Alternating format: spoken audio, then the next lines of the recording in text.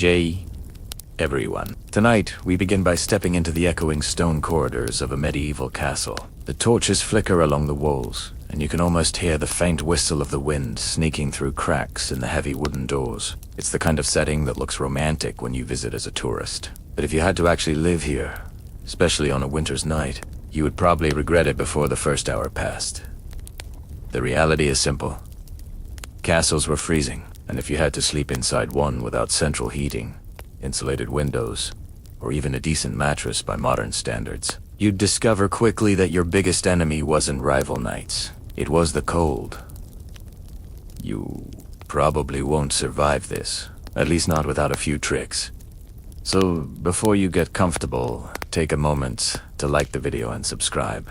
But only if you genuinely enjoy what I do here. And if you're listening right now, post your location and the local time in the comments. I love seeing where in the world people are tuning in from. Now, dim the lights. Let your breathing slow, and imagine yourself preparing for bed. In a medieval stronghold, you trudge across the flagstone floor of a great chamber, boots scraping against surfaces worn smooth by centuries of feet. The cold bites at your skin, even though you're fully dressed. The stone walls don't simply resist warmth. They swallow it whole. Historians often describe castles as marvels of defense, but rarely as marvels of comfort. And here's the blunt truth. Those same thick walls that could shrug off a battering ram also trapped cold air like a giant refrigerator. Once the sun dropped, the inside temperature plummeted almost as quickly as the outside. You'd notice your breath forming clouds in front of your face. The air inside feels heavy, damp, and unwelcoming. Castles were designed to keep enemies out, not to keep the chill away. The architects thought about moats, drawbridges, arrow slits, but insulation wasn't really on their blueprints. A mainstream fact worth remembering is that many castles in Northern Europe were strategically placed on windswept hills. From a military standpoint, that was brilliant. You could see invaders coming, and the slopes gave you a defensive advantage. But from the perspective of someone trying to get some sleep, it was a curse. Wind scoured every surface and forced icy drafts through gaps in shutters and under doors. You couldn't ask for a worse sleeping environment if you tried. You might think the fireplaces would save you, but no. Even a roaring fire in the great hole barely warmed the immediate circle around it. And the further you moved from the flames, the colder it became. By the time you shuffled toward your bedchamber, the temperature could feel more like a cellar than a living space. Now, here's a quirky tidbit. In some records, from the late medieval period, travelers wrote about the shock of frost forming inside the bedrooms of castles. Imagine waking up with icicles hanging from your bed curtains or discovering the wash basin frozen solid. Chroniclers treated this as almost normal, not worth more than a passing mention. If your chamber didn't grow a thin layer of rime on the walls in January, it meant you were in the minority. And yet, despite this, people survived. Somehow, they figured out ways to keep their bodies from becoming popsicles. Part of that survival instinct involved ritual. As night fell, entire households followed patterns meant to trap whatever warmth they could. The castle might be vast, but the focus was always on shrinking the living space at night. Fires were banked, beds were arranged with curtains, clothes were layered until mobility was a secondary concern, and everyone hoped the draft wouldn't be too cruel. You picture yourself walking into a medieval bedchamber. The bed itself is an impressive piece of carpentry raised high above the floor. That wasn't for style. It was a strategy to escape the coldest layer of air, which always sinks. Even so, the stone radiates chill upward, and your body feels it the moment you climb under the covers. Historians still argue whether castles truly became more comfortable as centuries passed, or whether the myths of cozy noble life were exaggerated by later storytellers. Some suggest that tapestries and thick draperies genuinely transformed rooms into warmer spaces, while others insist that the cold always won, no matter how much fabric you hung on the walls. The truth probably lies in the middle. Things improved somewhat, but never to the level of real comfort. You lie back in this imagined bed, the wooden frame creaking as frosted bedding rustles beneath you. Outside, the wind moans against the battlements. The only light is from a small oil lamp guttering near the bedside, and even that feels like it struggles to stay alive. Your toes already begin to ache with the sharp cold, even though you're still wrapped in your daytime clothes. And then the sounds of a castle night filter in. The distant echo of boots on stone as a guard changes watch. The creak of rafters under frost. A dog barking faintly in the courtyard, its voice muffled by the thickness of the walls. You might even hear the drip of water freezing somewhere nearby. None of it helps you feel warmer. Instead, it reminds you that the world outside is unforgiving. It's tempting to imagine the nobility snuggled in perfect comfort, while peasants froze in their cottages. But here's the funny thing. Sometimes, the peasants had it better. Their homes built of wood and door might trap heat from the hearth more efficiently than the vast cavernous chambers of a lordess. Keep a single fire in a small hut could keep an entire family decently warm. Meanwhile, you, a noble in a castle, could shiver in a stone box so large that even 5 roaring fireplaces wouldn't make a dent. That irony wasn't lost on contemporaries. A few surviving letters from clerics and noble visitors remark on the difficulty of getting restful sleep in castles during the winter. They describe the beds as grand, but the nights as bitter. Some even advise travelers to pack extra cloaks, not for show, but for survival. As you continue picturing yourself lying there, you begin to appreciate the ingenuity it must have taken just to get through the night. You didn't simply crawl under a blanket and hope for the best. You layered fabrics, stacked furs, pulled curtains tight, and sometimes even shared your bed with companions, human or otherwise. Every step was about creating microclimates, little zones of warmth in an environment designed by nature and architecture to be relentlessly cold. The experience reshapes how you think about medieval life. These people weren't just warriors and lords, monks and maidens. They were survivalists. Every bedtime was a test, every winter a trial, and sleep, which we now consider an effortless luxury, had to be engineered carefully with rituals passed down across generations. Imagine how grateful you'd feel for every flicker of warmth, the sudden comfort of a dog pressed against your feet, the thrill of hot stones placed near your bedding, the tiny victory of keeping frost off your beard through the night. These moments would stick with you far more vividly than any banquet or hunt. Survival was memorable. So tonight, as you lie in your modern bed, with your central heating humming softly, you can spare a thought for those who once lay shivering in stone chambers. Their nights were long, their mornings bitter, and yet they endured. They found a way to sleep in places that should have been uninhabitable. That ingenuity is what we'll continue to explore layer by layer, trick by trick.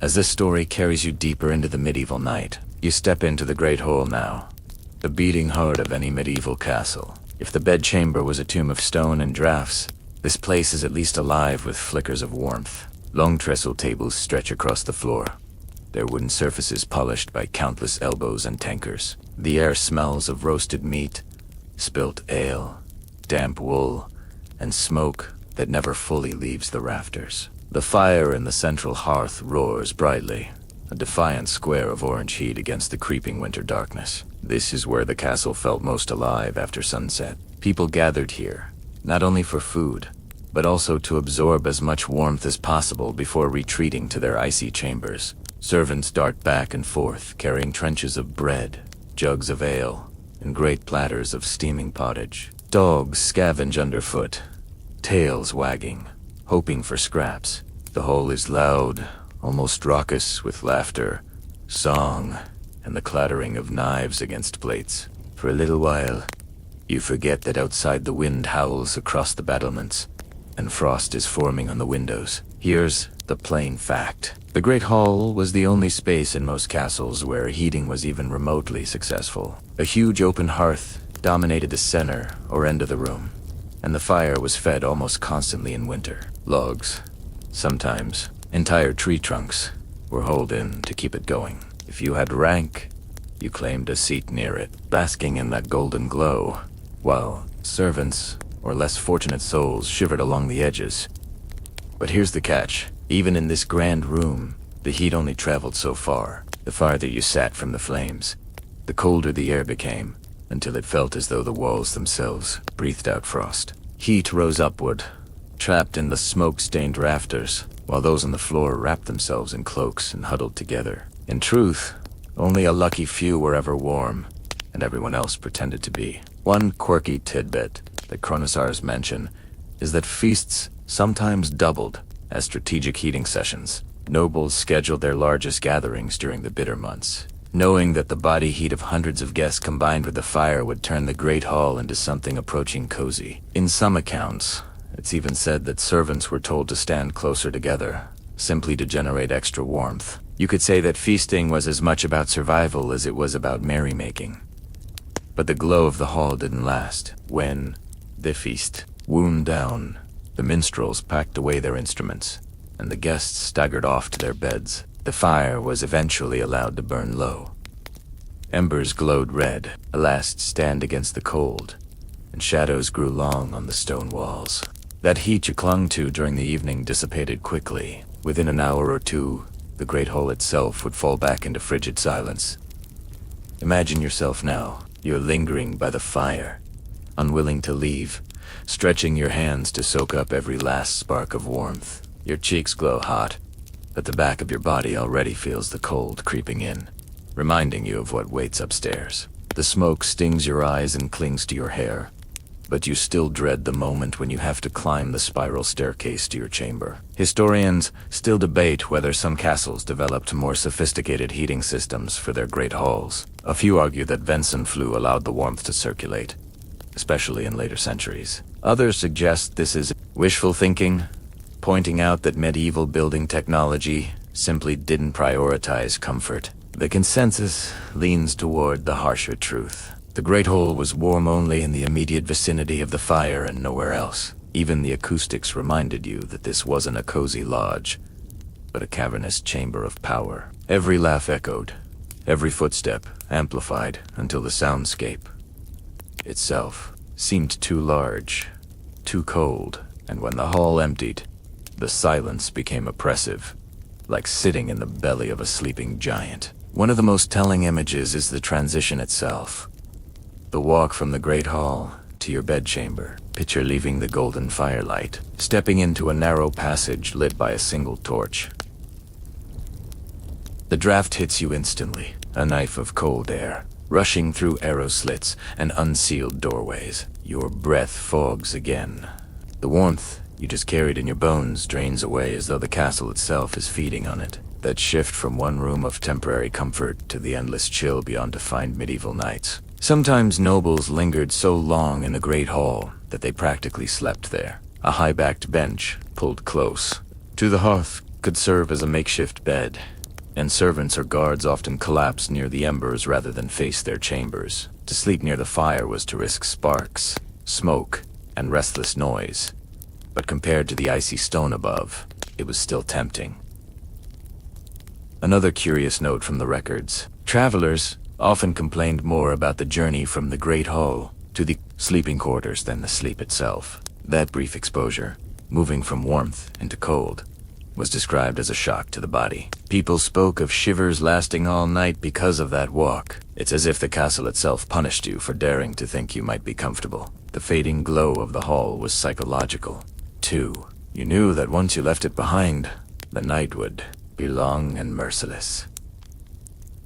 The Great Hall was not just a room, it was a ritual, a gathering of warmth before surrendering to the cold. Every torch put out, every cup drained, was another step toward a shivering ordeal in bed. Even in the flicker of candlelight, you sense how temporary comfort really was. The fire that once roared now whispers faintly, sparks popping and dying. A servant pokes at it half-heartedly.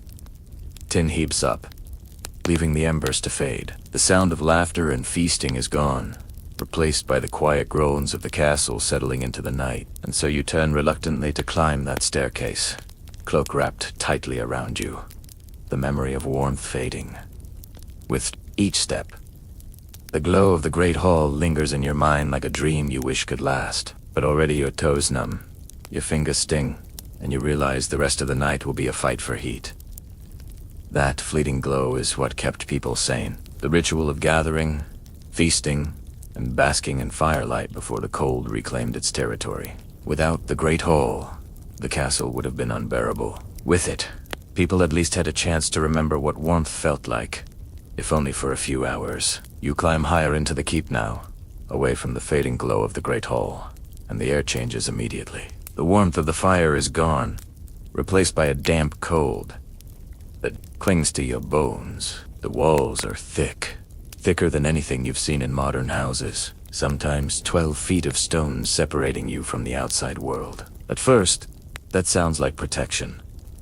But here's the irony. Those very walls that stopped arrows and siege engines also trapped the chill inside. If you've ever stepped into a basement in winter, you know the sensation. The stone holds the temperature like a memory, radiating cold even when the outside air warms briefly. Medieval builders understood strength and permanence, but not comfort. And so the walls became paradoxical. Fortresses against men, but not against the weather. One fact historians agree on is that castles rarely warmed beyond a narrow radius around the hearth. A fire blazed, smoke curled upward, but step just 10 feet away, and you were already in an icebox again. Written accounts from the 13th and 14th centuries describe noble families sitting directly in front of the flames, cloaks pulled over their heads, while behind them servants stamped their feet to keep circulation going. The fire created a bubble of tolerable heat, but the stone around it refused to yield. Now, a curious note from travelers' journals. Some complained that the walls themselves sweated. Moisture condensed on the cold stone and ran down in streaks, making chambers damp and unpleasant. Imagine lying in bed and hearing tiny drips hitting the floor beside you all night long. Not exactly the lullaby you wanted. In some seasons, moss even grew on the interior surfaces. So yes, you lived inside a castle, but at times it resembled more of a cave. Modern scholars still wrestle with the question of whether tapestries and hangings really made much difference. We picture granoirs lined with richly woven cloth, but did those thick fabrics truly insulate the room, or did they merely decorate? Some researchers argue they cut drafts, noticeably creating pockets of warmth behind the drapery. Others think this was exaggerated in later romanticized depictions, pointing out that even the richest cloth couldn't compete with freezing air filtering through unglazed windows and door cracks. The debate lingers unresolved, but it tells you one thing clearly. People were desperate enough to try almost anything, so picture it now. You enter a bedchamber in late January. The fire in the hearth is small, perhaps already guttering. The walls rise like cliffs around you, their surface slick with condensation, even wrapped in layers of wool. You Shiva. The bed stands proud in the center, heavy curtains drawn around it. Behind those curtains, the air might be a few degrees warmer, a little cocoon carved out of the cold. But outside them, the chamber feels like a stone tomb. The psychological effect was just as severe. People wrote about dreading the cold more than hunger or even illness. At least hunger and illness passed. Eventually, the cold was relentless every single night of the winter season. When you lived in a castle, you couldn't escape it. That sense of imprisonment in your own home left its mark. You imagine lying there pulling the coverlet tight, listening to the hiss of wind sneaking through arrow slits. Your ears burn with cold. Your fingers stiffen. Even your dreams, when they come, are haunted by images of ice and fire. The stone walls surround you not like a protective shield, but like a refrigerator that never switches off. And here's where your perspective shifts. Castles weren't glamorous in daily life. They were survival machines. Yes, but they made you pay a price for that protection. Comfort was sacrificed for security. And every winter's night reminded you that stone might keep you safe from arrows, but it would never keep you warm. The more you think about it, the clearer it becomes. Sleeping in a medieval castle was less about resting peacefully and more about staging a small war against the environment. The enemy was invisible but merciless, and the battlefield was always the same. Your chamber, your bed, your body. You shuffle across the chamber floor, and instead of carpets or polished wood, your boots crunch against something far humbler, rushes strewn across the stone. These weren't just decoration. They were a practical attempt to soften the cold underfoot, soak up spills, and most importantly, act as a crude form of insulation. Documents from the later Middle Ages describe how households renewed the rushes a few times each year, layering them thick in noble halls and chambers. When freshly laid, they smelled faintly of the outdoors, grassy, earthy. almost pleasant. For a little while, you might feel as though a part of summer had been carried inside. The plants added padding, muffled footsteps, and helped hold in what little warmth could be trapped near the ground. But the charm didn't last. Over time, the rushes grew foul. Food scraps, spilled ale, and stray bones from the feast lodged themselves within. Mice and insects treated the floor as their playground. If you're picturing a cozy, natural carpet, think again. By the end of winter, the rushes could be so filthy that one French moralist complained it was like sleeping in a midden. What strikes you as fascinating is how these rushes worked double duty. Yes, they trapped a thin layer of warmth, but they also absorbed moisture from the damp stone. In a castle where condensation dripped constantly from the walls. Tismatered. Otherwise, every step would have been across slick stone and puddles of freezing water. A peculiar assay appears in some English household accounts. Herbs such as lavender, rosemary, or meadow were sometimes sprinkled among the rushes. The idea was partly practical. Strong-smelling plants disguised odor from rotting scraps, but it also provided a whiff of comfort in rooms otherwise thick with smoke and damp. Imagine settling into bed and catching a faint note of lavender beneath the overwhelming scent of wet wool and wood smoke. It wouldn't make you warmer, but it might make the night a little more bearable. There's an ongoing debate among architectural historians about just how effective these rushes really were. Some argue they genuinely provided warmth by creating an insulating mat between human feet and icy stone. Others dismiss them as largely symbolic gestures of order and cleanliness, pointing out that most of the heat loss came from walls and ceilings. Anyway, the evidence is patchy, and so the question lingers. Were the rushes a true medieval technology of warmth, or simply a messy habit disguised as tradition? You picture yourself now lying in bed while a servant finishes scattering new rushes across the chamber. They crunch softly underfoot, releasing faint aromas as they're trampled down. For a fleeting moment, the room feels cleaner, almost civilized. But you know that by morning the rushes will already have absorbed the dampness, and the cycle of decay will begin again. Think of the sensory overload of such a bedroom. Beneath your sheets, you might feel the comfort of wool or fur, but rising around you is the musty smell of old rushes, the sharp temps of herbs, and the omnipresent smoke clinging to your clothes. The floor rustles as mice scurry in search of crumbs. Every detail reminds you that survival, not luxury, defined your sleep. Yet there's a kind of ingenuity in it, too. These people used the simplest materials, plants, gathered from riverbanks and fields, and turned them into tools for enduring the long winter. They didn't think in terms of carpets or insulation. They thought in terms of whatever could keep the chill a fraction further away. So as you rest your head in this imagined chamber, you realize that even the floor beneath you was part of the nightly battle against the cold. Stone was the enemy.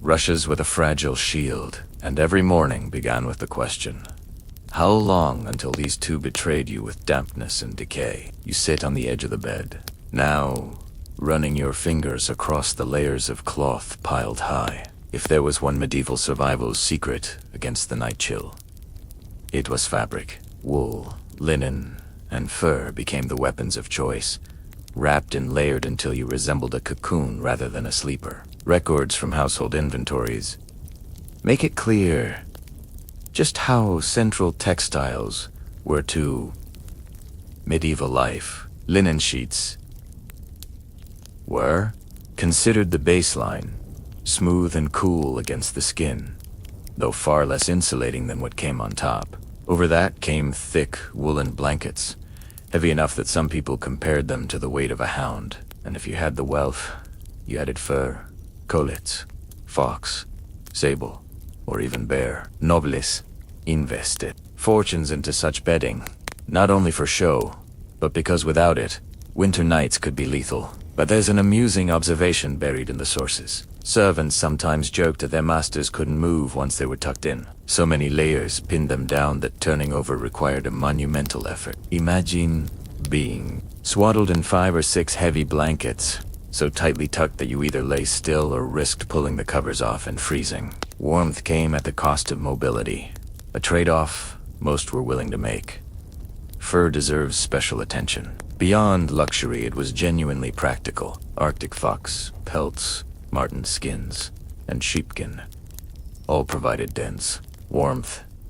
One chronicler describes a noble woman in Burgundy who refused to travel without her irene-lined bed covers, even in summer, because she feared catching chills at night. To us, it sounds absurd, but in an age where drafts sliced through every room, paranoia about cold was entirely rational. A strange custom pops up in certain households. Some people believed sleeping under too much linen was unhealthy, because linen was thought to draw out the body's heat. To balance this, they deliberately layered wool or fur above and below, creating what we might call a textile sandwich. The idea was that linen cooled, wool heated, and fur trapped it all in. Whether the theory worked scientifically is doubtful, but it shows how people mixed folklore with practical comfort. Scholars continue to puzzle over the social meaning of these textiles. Was fur really about survival, or was it mostly status signaling? On one hand, inventories prove that wealthy nobles collected enormous numbers of fur culottes.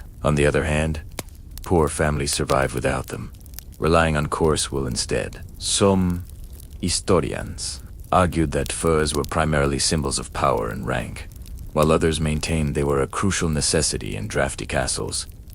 The truth likely sat somewhere in between. They were both life-saving tools and markers of prestige. Now imagine yourself beneath these layers. The wool itches faintly against your skin, rougher than modern textiles. Above that, the fur feels dense and almost suffocating, but at least it keeps the cold at bay. The blankets press you into the straw mattress with their sheer weight.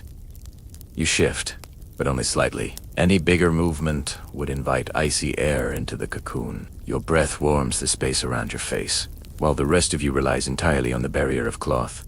The silence of the room amplifies every sensation. The rustle of linen, the coarse scratch of wool, the faint musky odor of animal pelts. There's something intimate and primal about it. You are wrapped in the skins and fibers of the natural world. Every thread and hair a reminder that survival depends on turning the environment itself into armor. And in that thought lies the essence of medieval sleep. To rest was to build a fortress inside a fortress, not with battlements and moats, but with sheets and furs. Each night you barricaded yourself against the cold with whatever textiles you could muster. Without them, even the most magnificent castle chamber would feel like the inside of a crypt. So, as you lie there in this imagined cocoon, you begin to understand the nightly ritual. Gather layers, weigh yourself down, and hope they hold until morning. The cold might rattle the shutters, creep through the stones,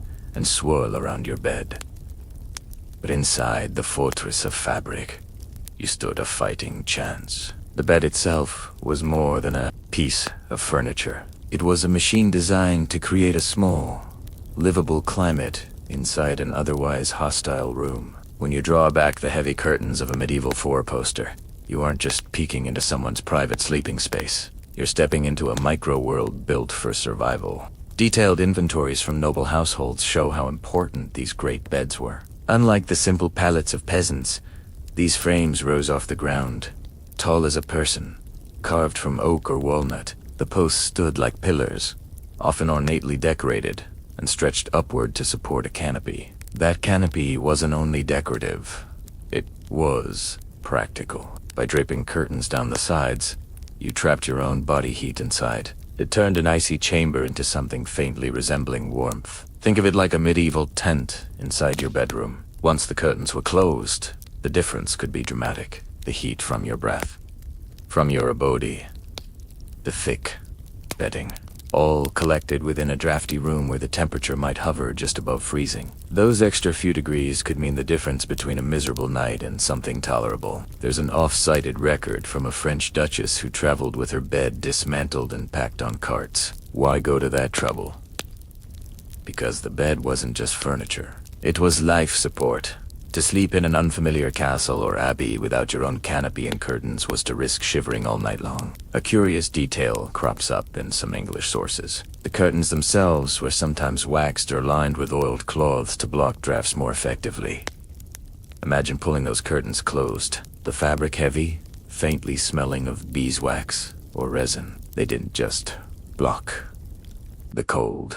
They also created darkness, muffling sound and light, giving the illusion of privacy in rooms that were rarely truly private. Modern scholars still discuss how effective these beds really were. Did they genuinely warm sleepers? Or do later romantic depictions exaggerate their usefulness? Archaeological evidence suggests the curtains were thick and layered, so there's reason to believe they worked. Yet, some argue the warmth was psychological as much as physical. The feeling of being enclosed, sheltered, hidden away from the cavernous cold. The debate continues. But what remains certain is that people believed in their importance so strongly that portable beds became a noble necessity. Now, picture yourself sliding into one. The bed cacks under your weight, the straw mattress, Rousseau's, and then you reach to pull the curtain closed. Instantly, the air feels different. Still cold, yes, but no longer assaulted by drafts from the arrow slits. Your breath fogs less quickly. Your body relaxes into the layered covers, and you sense that you might actually fall asleep. The curtain muffles the faint drip of water from the walls, the distant cough of a servant in the hallway, even the bark of a dog outside. Inside, it smells of fabric and fur, faintly musky, but comforting. You hear only the rustle of your blankets when you shift. The chamber beyond may be vast and inhospitable, but here, in your bed, you've carved out a pocket of life against the elements. It wasn't foolproof. Some nights the curtains froze stiff where condensation collected. Other nights the smoke from the hearth drifted inside, choking you awake. But for most nobles, the four-poster canopy bed represented the best defense available against the nightly siege of cold. And this is where you realize the ingenuity of medieval people wasn't in grand inventions, but in small, clever adaptations. No central heating. Then build a private climate bubble. No insulation. Then hang thick curtains and seal yourself in. Every night was a negotiation with the cold, and the canopy bed was the closest thing to a truce. Imagine lying there now, your eyelids heavy, the world beyond the curtain fading into silence. The chamber. Is still called the castle, still drafty. But you've made a space where survival feels possible. You drift towards sleep, not because the night has grown warmer, but because you've managed, through fabric and wood, to outwit it just enough. Beneath all those blankets and curtains, the foundation of your night's rest was still the mattress itself.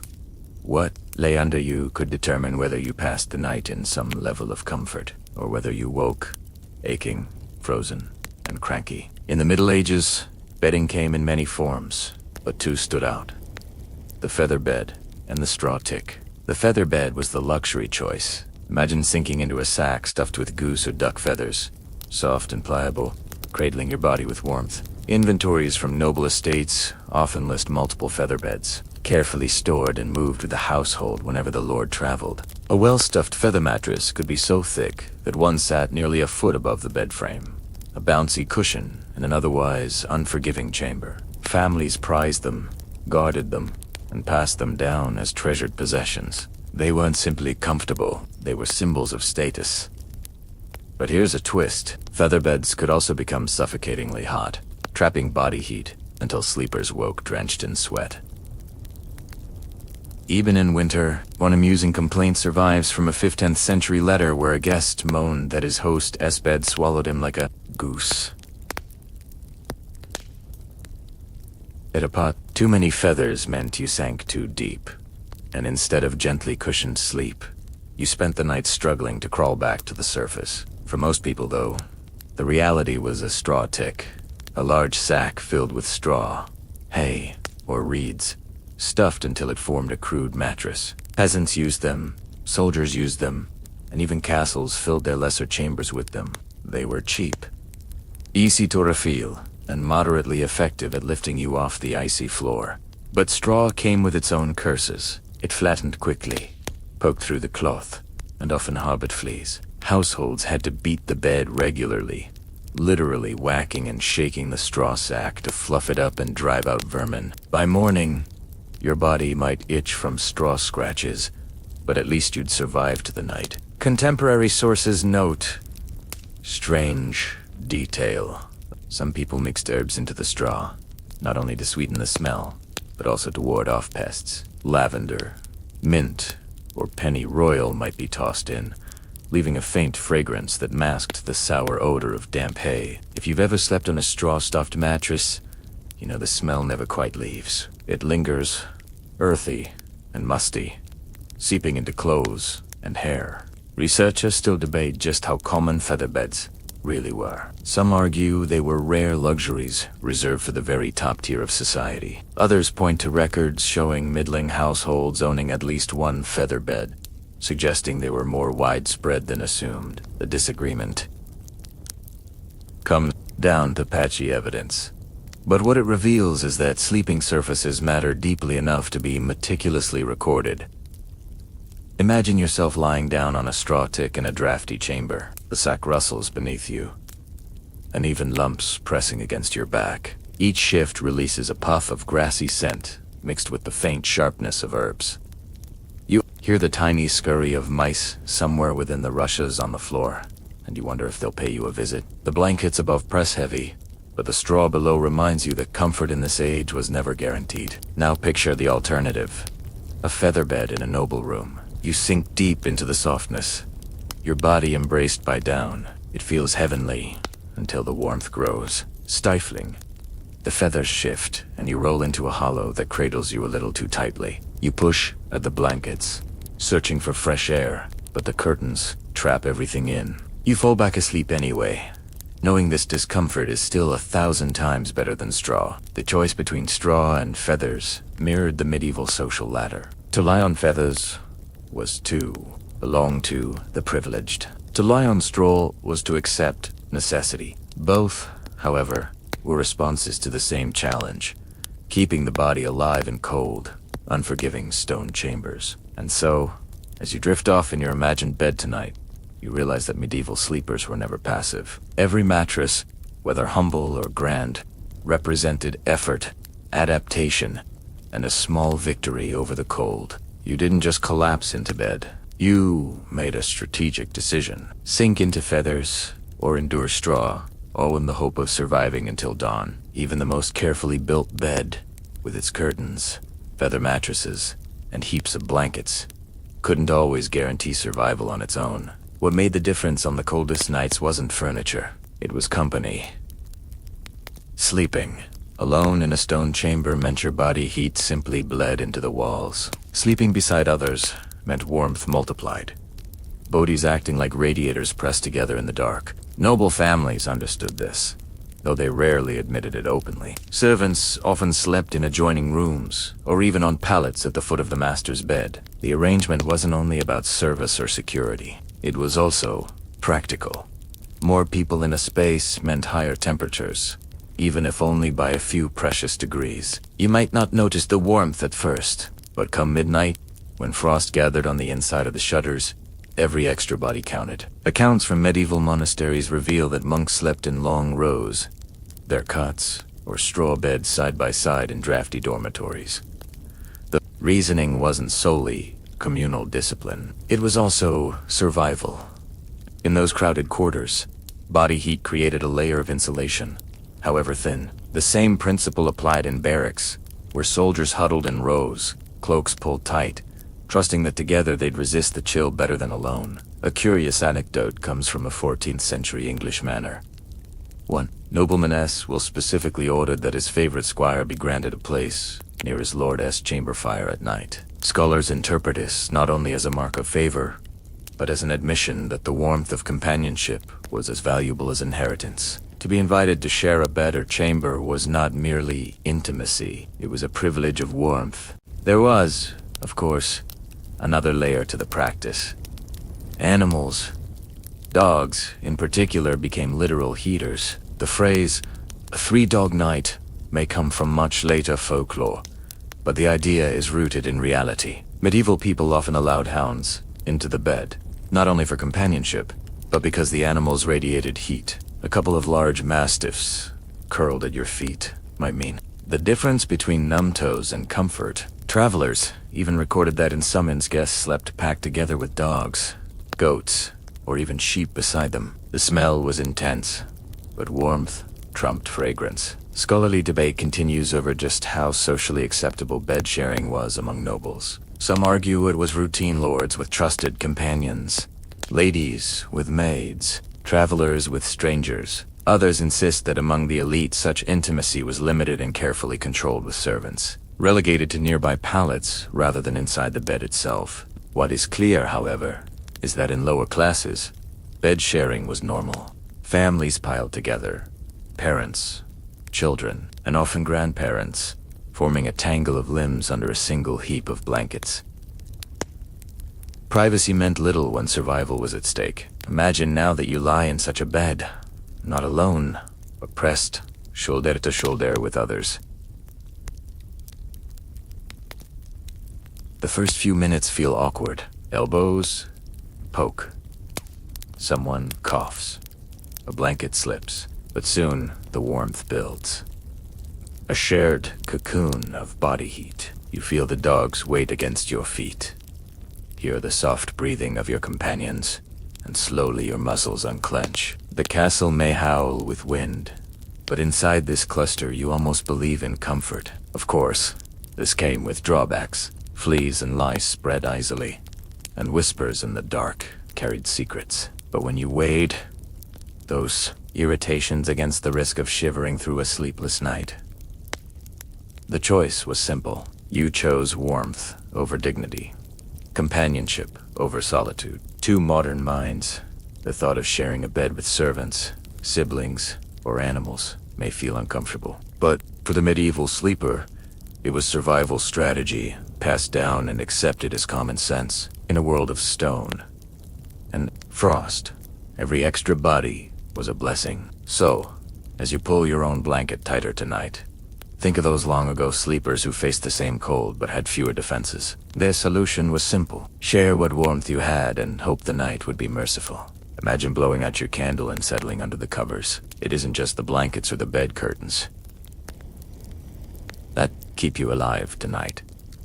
It's also what you're wearing. Unlike the modern custom of slipping into pajamas, or even nothing at all, medieval people often went to sleep nearly as bundled up as they were by day. Clothing itself became part of the insulation system. Household accounts and surviving garments show that the staple bedtime attire was the nightshirt, a long, loose linen garment resembling an oversized tunic. Linen might not sound warm to you, but it was the practical choice. Easy to launder, compared to wool, relatively smooth against the skin and breathable. Over that, you might throw on an extra wool tunic, or even a cloak, depending on the severity of the cold. To medieval minds, the more layers the better, but one detail stands out: the nightcap. Orque. These were small cloth caps tied under the chin or simply pulled snugly over the head. Why such an emphasis on covering the skull? Because it was widely believed, quite sensibly, that most body heat escaped through the head. A medieval sleeper without a quay was like a knight without armor, dangerously exposed. Illuminated manuscripts even show figures tucked into bed with their heads neatly wrapped, looking more like they're ready for travel than for dreams. The nightshirt itself could vary in length. Poor families wore what they had, often their under-tunic repurposed for sleeping. Wealthier nobles commissioned nightwear embroidered with fine thread or edged in fur. Some ladies even had sleeping hoods that trailed with ribbons, though one suspects those were impractical in reality. Whatever the style, the principle was clear. Cover everything you could. A curious note from a 15th century medical text recommends that sleepers bind their feet in linen or wool against the night air. This wasn't mere fashion. It was early recognition that extremities froze first. People wrapped their toes, ankles, and even hands in strips of cloth before bed, creating makeshift socks and mittens. You can almost feel it. Your hands swaddled, your feet cocooned, every inch of skin shielded from the relentless cold. But what about debate? Scholars remain divided over how widely specialized sleep clothing existed, as opposed to simply reusing daytime garments. Some argue that for peasants there was no such thing as nightwear. People simply collapsed in whatever they wore during the day. Others point to wills and inventories that mention night linens, specifically suggesting that at least for the middle and upper classes, distinct sleep attire was normal. Both views hold truth, depending on rank and region, but all agree that covering up at night was non-negotiable. Now, picture yourself preparing for bed in this way. You strip off your heavier outer layers, slip into a long linen shirt, and tug a cap snugly over your ears. The air nips at your neck until you pull the blankets up. Every fiber of fabric adds a tiny layer of defense, and together they form a cocoon. The bed might be drafty, the room freezing, but at least your body has become a fortress of cloth. The sensory details are vivid. The linen is cool and faintly scratchy at first, warming as your skin heats it. The wool smells faintly of sheep and lanolin.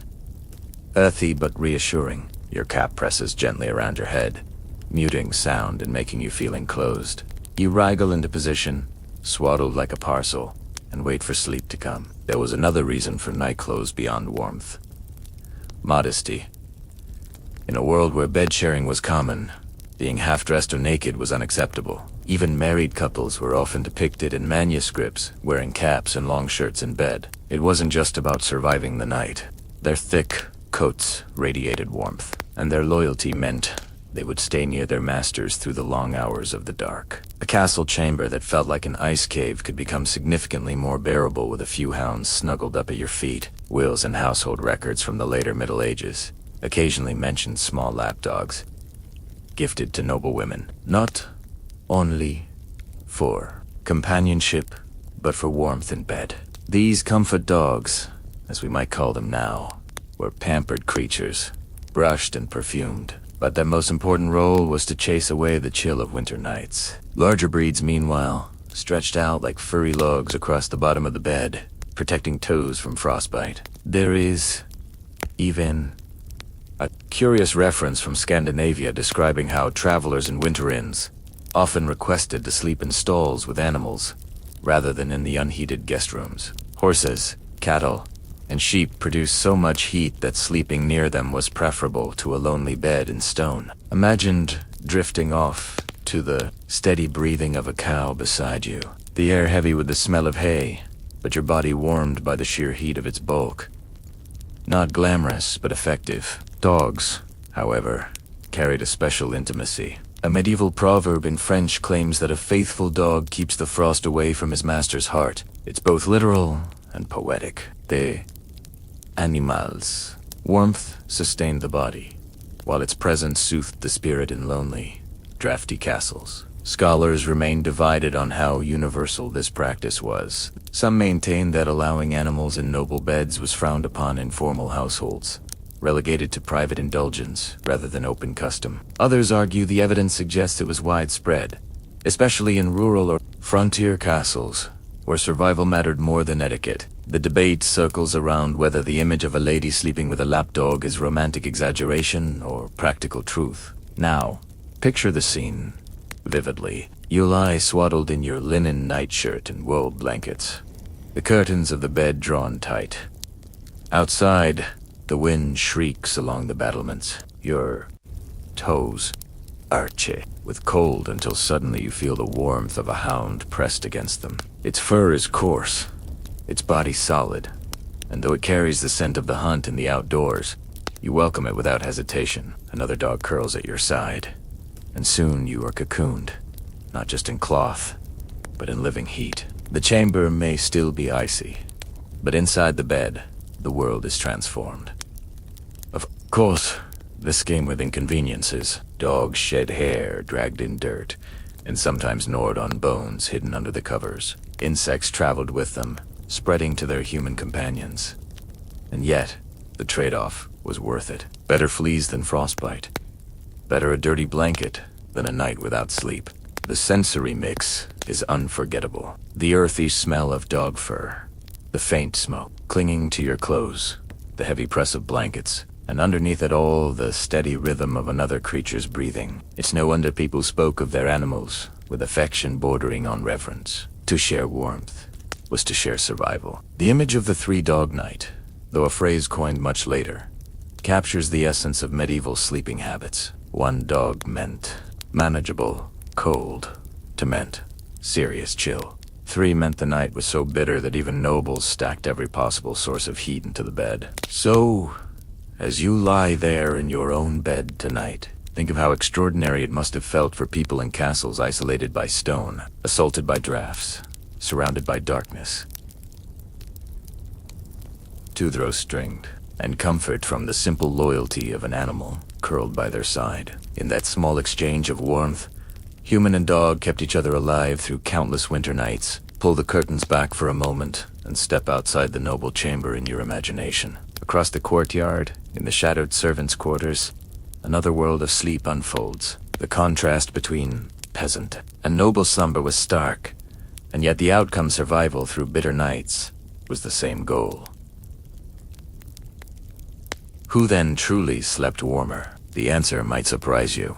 Nobles had grandeur, featherbeds, fur, collets, warming pans, and thick canopies. But grandeur did not always mean comfort. Their bedchambers were cavernous, built for display as much as for rest, and all that space made them impossible to heat.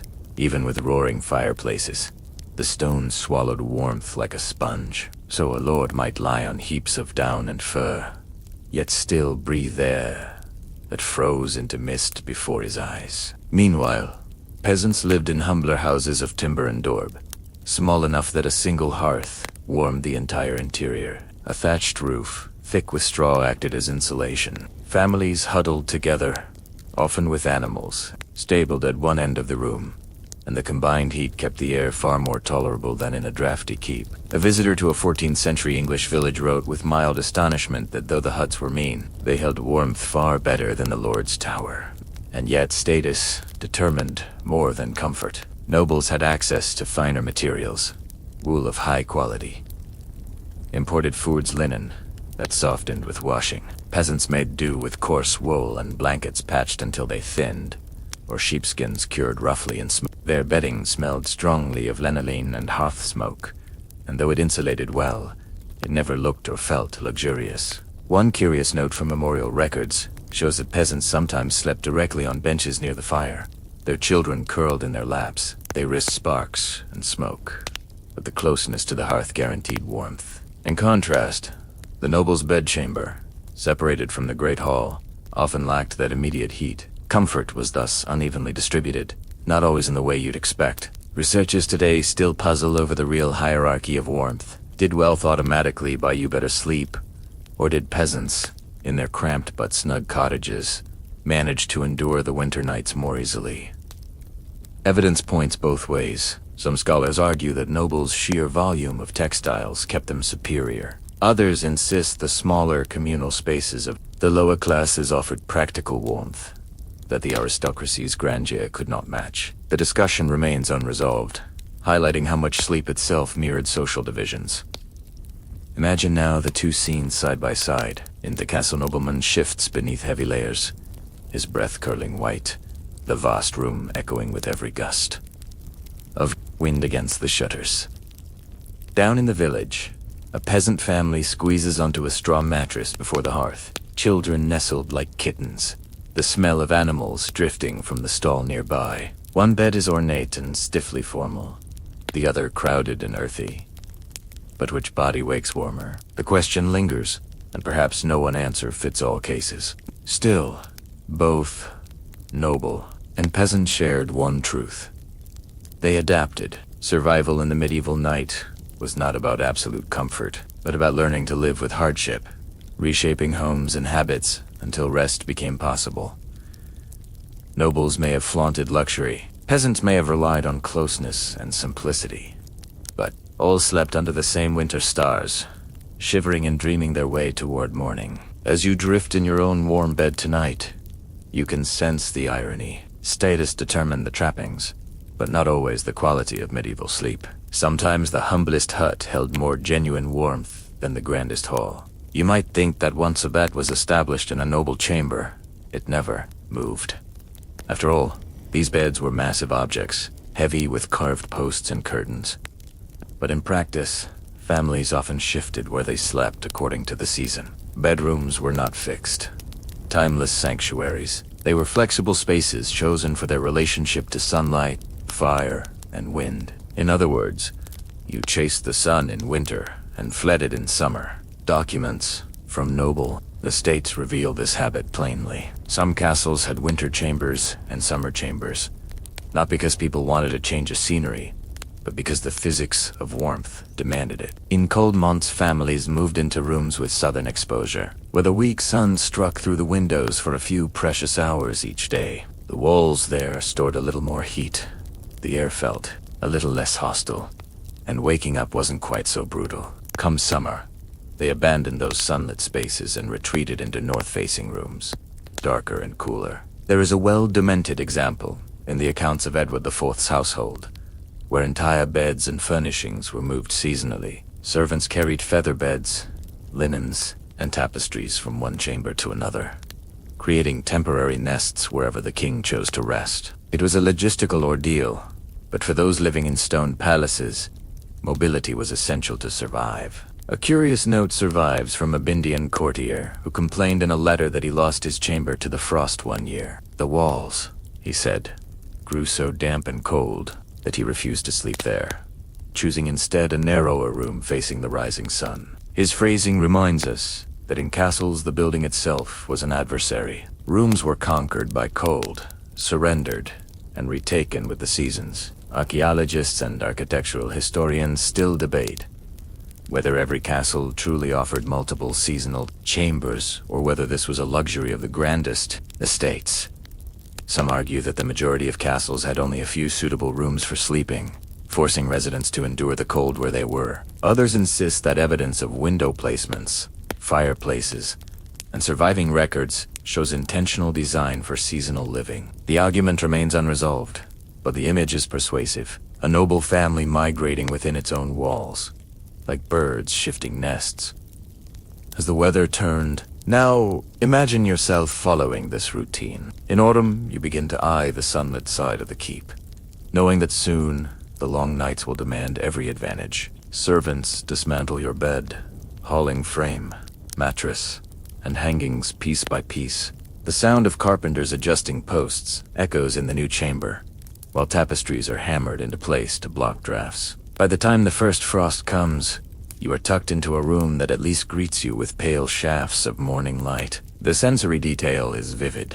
You wake to the thin warmth of the sun filtering through shutters, the smell of woolen curtains freshly rehung, and the faint sound of servants sweeping rushes across the floor of your relocated chamber. The shift does not eliminate the cold. It simply manages it, turning unbearable into survivable. Peasants who shifted their sleeping spaces seasonally, though less formally. Families might sleep close to the hearth in winter, crowding around the fire in one room, and then retreat to lofts or barns in summer, where the air was cooler. In both castles and cottages, sleep was mobile, dictated by the elements rather than interior design. This practice reminds you that medieval life had little of our modern notion of fixed bedrooms. A bedroom wasn't a permanent sacred space.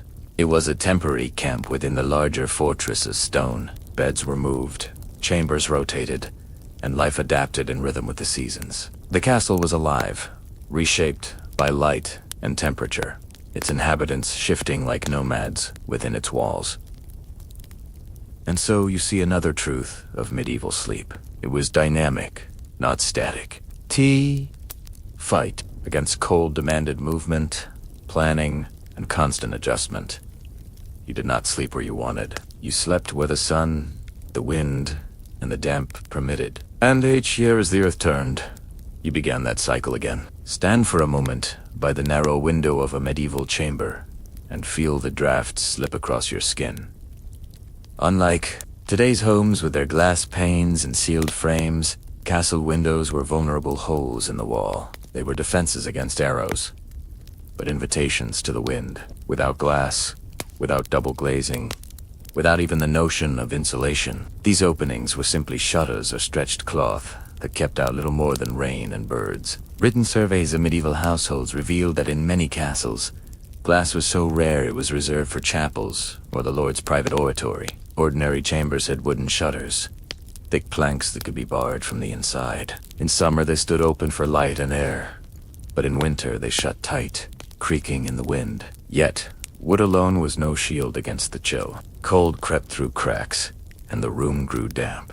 A practical solution was to stretch cloth across the opening, sometimes linen soaked in oil or wax to make it translucent and resistant to rain. By day, this allowed a dim amber glow to enter, soft and hazy like sunlight through parchment. By night, it dulled the shriek of the wind, but never silenced it. The fabric flapped, the frame rattled, and sleepers learned to live with the constant reminder that their fortress was porous. One intriguing reference comes from a 13th century French household account describing horn windows. Thin slices of animal horn were scraped translucent and set into wooden frames. These provided a crude but sturdier alternative to cloth. They admitted pale light and resisted weather better, though they yellowed quickly and warped. Imagine looking out through such panes. The world blurred as if seen through fogged glass, yet inside your chamber, the air just a fraction less brutal. Archaeologists and architectural historians debate how common these horn or oiled cloth windows really were. Some argue they were luxuries of the wealthiest castles, while most households relied only on shutters. Others suggest that by the later Middle Ages, they were surprisingly widespread in Northern Europe. The evidence is fragmentary, but the very existence of debate reminds us how desperate people were to improvise barriers between themselves and the cold. Now picture yourself at such a window. Shutter is drawn, the cloth tacked across the frame, and still a sharp line of frost forms along the sill. Your breath clouds as you lean near it. Outside, the snow reflects the moon, but inside, you hear the faint rattle of wood and the moan of wind searching for a gap. No matter how carefully you hang your bed curtains, you know the draft will find its way to you. The soundscape is haunting, shutters banging in a distant corridor, fabric snapping faintly like sails, servants muttering as they stuff rags into cracks. Some households even pressed moss or clay into gaps around the frames as makeshift insulation. It was messy, unsightly, and temporary. But when the night dipped below freezing, any measure was better than none. Peasants in cottages faced the same battle. Their houses often had no windows at all, just shutters to close off narrow slits. Some used bladder membranes from animals stretched thin to let in light. The effect was eerie. Rooms glowed faintly, but with distorted shadows, as if the world outside were behind a veil. At night, though, even these coverings hardened with frost, turning translucent sheets into brittle ice. For nobles, the irony was bitter.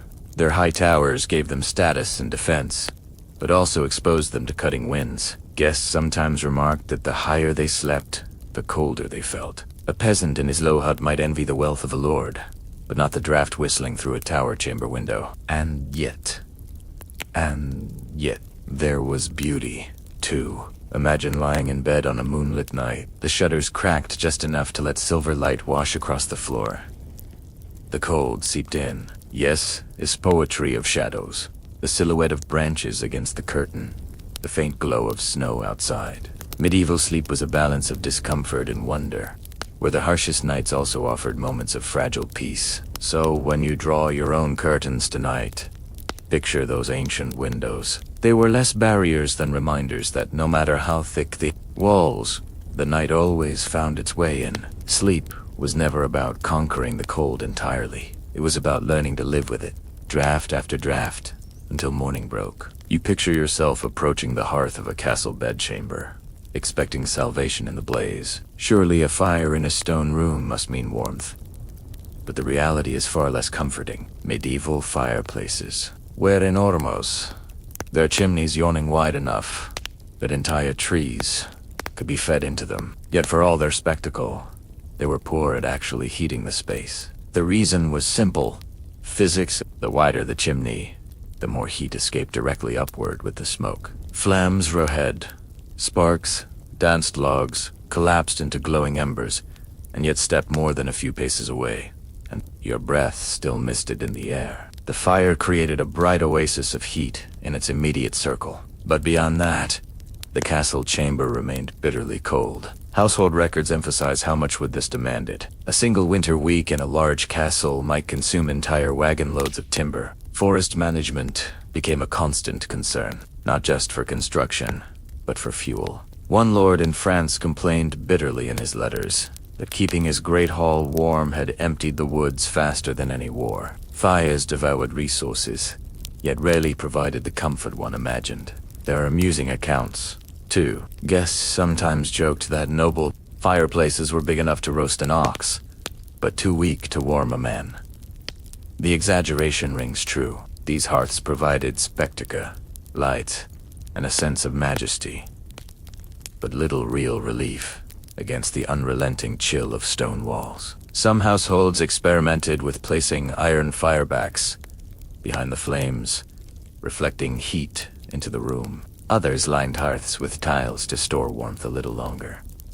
But these measures were partial solutions, tinkering against a problem too large to conquer fully. A blazing fire might keep your feet warm if you sat right in front of it, but your back remained icy, and your bed across the room might as well have been outdoors. Scholars still dispute how effective castle fireplaces truly were. Some argue they provided meaningful warmth when combined with hangings and heavy furniture, creating a layered system of heat retention. Others contend they were almost symbolic, more about status and ritual than comfort, since most of the energy vanished up the chimney. The truth likely varied from castle to castle, depending on resources, design, and climate. Now imagine yourself in such a room. The fire crackles loudly, spitting sparks onto the hearthstones. Smoke curls upward, leaving a faint temps in the air. Your face feels flushed, prickling with warmth, but your shoulders remain cold. You shuffle closer, holding out your hands until you nearly singe your sleeves. Then reluctantly you retreat to your bed across the chamber, only to find the temperature drops with every step. By the time you slip under the blankets, you may as well have been sitting outside. Peasants, by contrast, often benefited more from their smaller hearths. A single central fire in a modest cottage heated the whole interior. Smoky though it was, the cramped space meant that flames and bodies together maintained tolerable warmth. The grand noble fireplaces, by contrast, burned through resources, but left chambers half frozen. Grandeur once again failed to translate into comfort, and yet the ritual of the fire mattered. It wasn't just about heat. It was about gathering, about light, about the reassurance that at least something pushed back against the darkness. People prayed by the fire, shared stories by it, dozed in chairs beside it, even when the warmth didn't carry across the room. The glow offered psychological safety, a beacon of life in the cavernous cold. So when you imagine a medieval night, don't think of a roaring fireplace saving you from frost. Think instead of a fragile island of heat in a sea of icy air. Comfort that lasted only as long as you stayed near, and comfort that disappeared the moment you climbed into bed. The hearth was a performance as much as a practical tool, and the medieval sleeper learned to be grateful for what little it could give. You lean closer to that glowing fireplace, and for a fleeting moment it feels safe. But then another reality of medieval life asserts itself. Smoke. Fireplaces were not clean, efficient machines.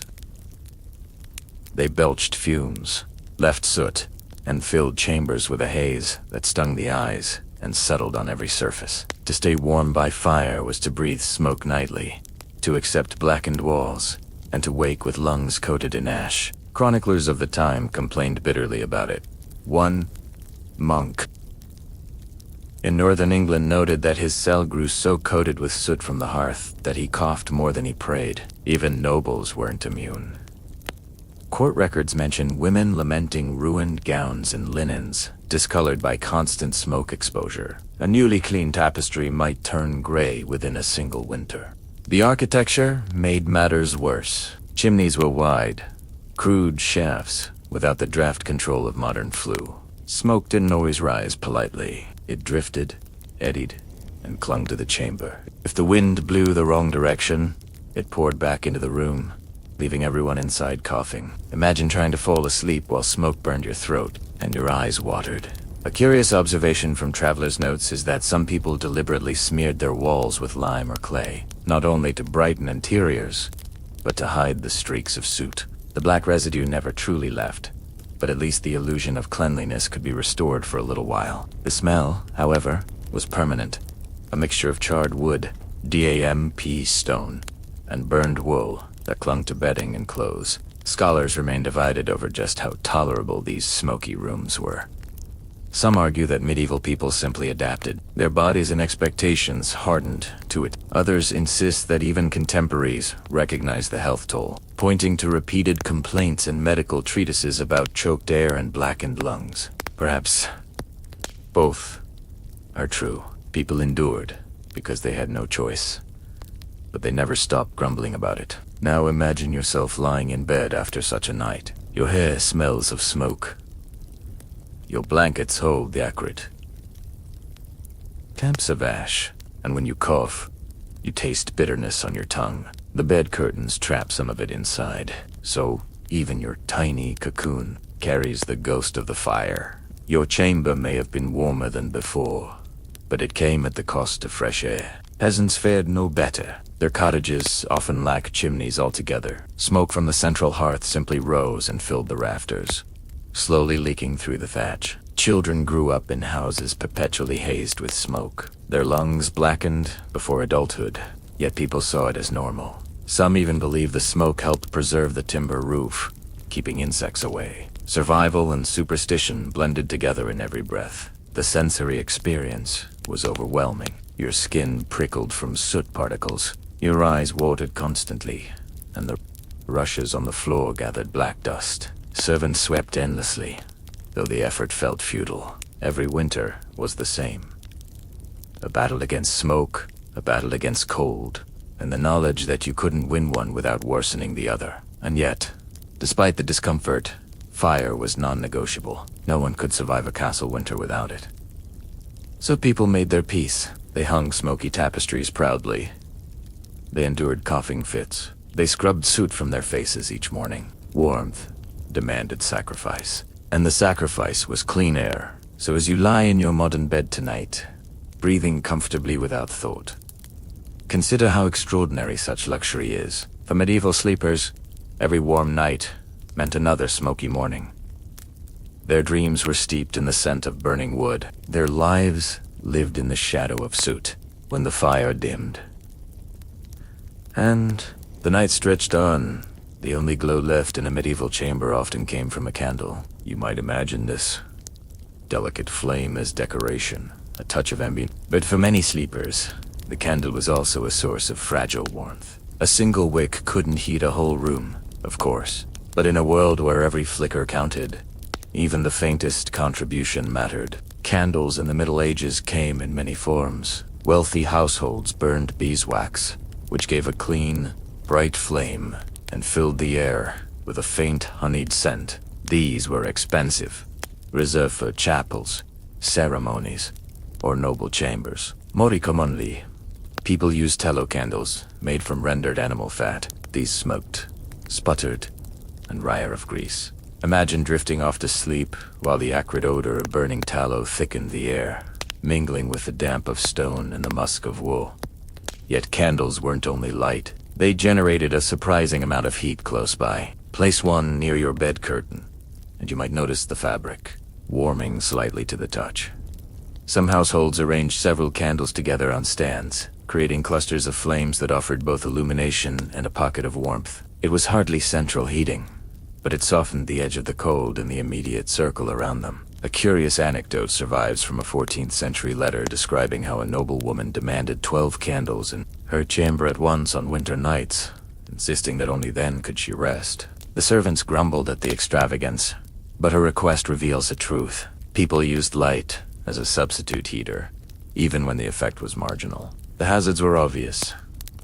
Candle flames toppled easily, and bed curtains rich with wool and linen were dangerously flammable. Records describe fires sparked by careless placement, reducing entire chambers to cinders. One particularly grim tale from Germany tells of a squire who dozed off with a candle on the bed rail. He awoke to find his blankets aflame and barely escaped with his life. The servants blamed him for recklessness, but the real culprit was necessity. He had wanted a sliver of warmth too close at hand. Scholars still discuss whether medieval people understood the dangers fully, or whether the routine use of candles bred complacency. Some argue that inventories of charred textiles showed that accidents were common but accepted. Others believe the wealthy minimized risk by assigning servants to monitor the lights deep into the night. Whatever the case, the balance between danger and comfort was constant. Now, picture yourself in such a chamber. The fire in the hearth has dwindled to embers,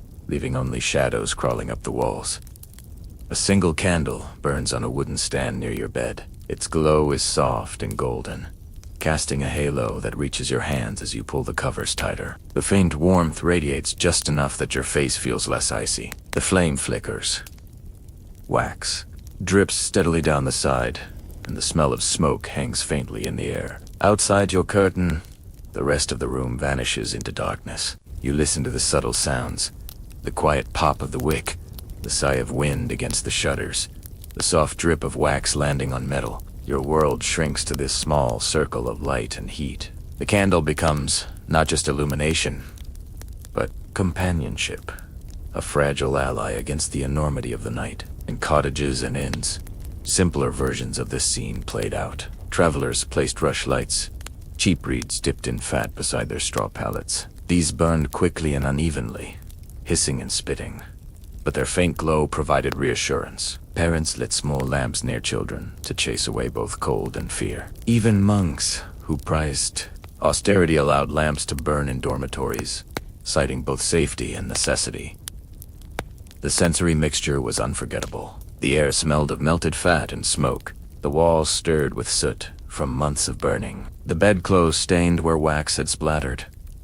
Yet people accepted these imperfections. In the harshest winter, the candle was more than decoration.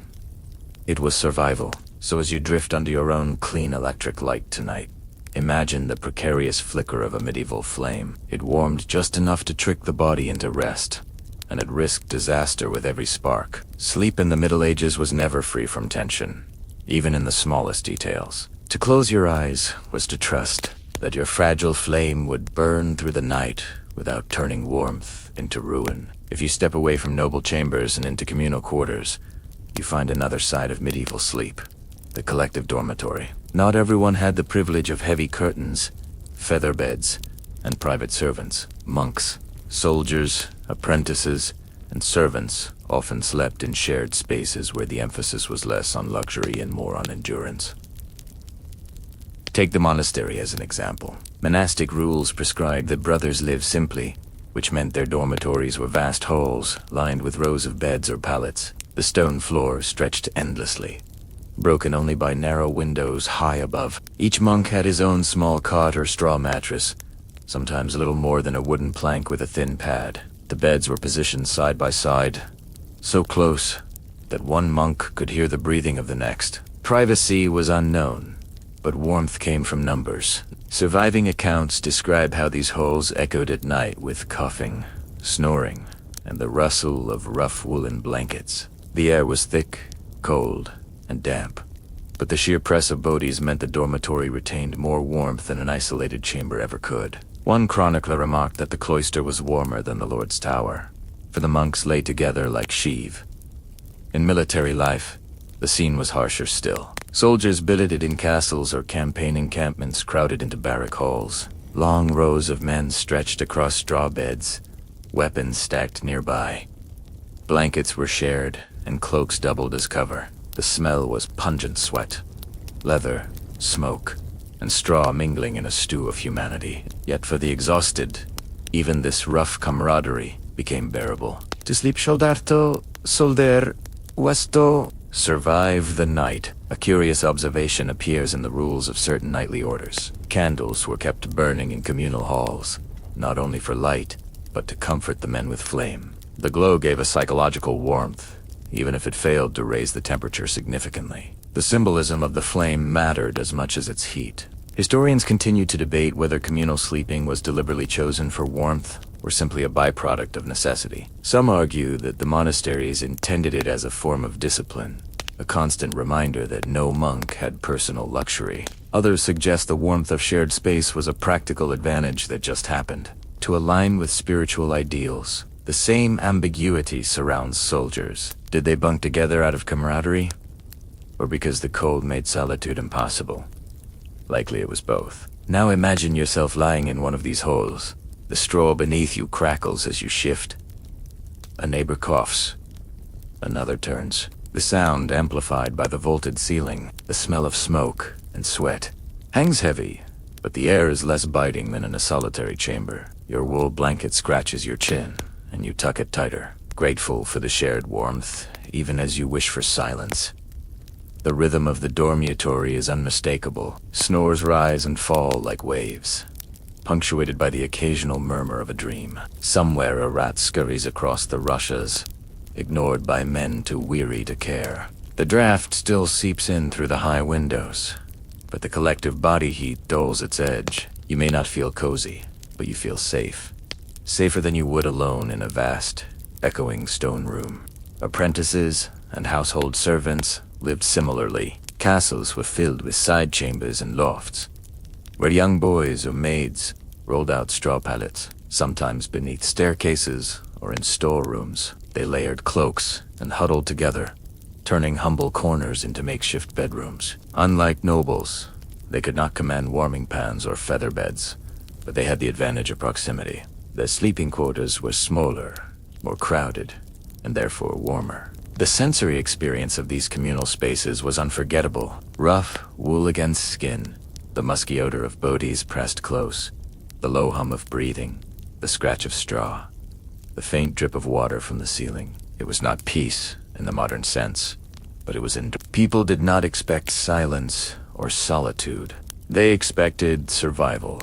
So tonight, as you rest in your own bed, think of those long halls of monks chanting prayers before extinguishing the lights, of soldiers collapsing in rows after battle, of servants curling together in hidden corners. Their warmth came not from silk or fur, but from each other. Sleep in medieval times was as much about community as about comfort, a reminder that even in the coldest castles, survival was rarely a solitary act. You've settled into this crowded dormitory in your imagination, but ebonary warmth isn't guaranteed. Fires must be tended, and in the middle of the night, someone always had to get up, stumble across the floor, and stoke day embers.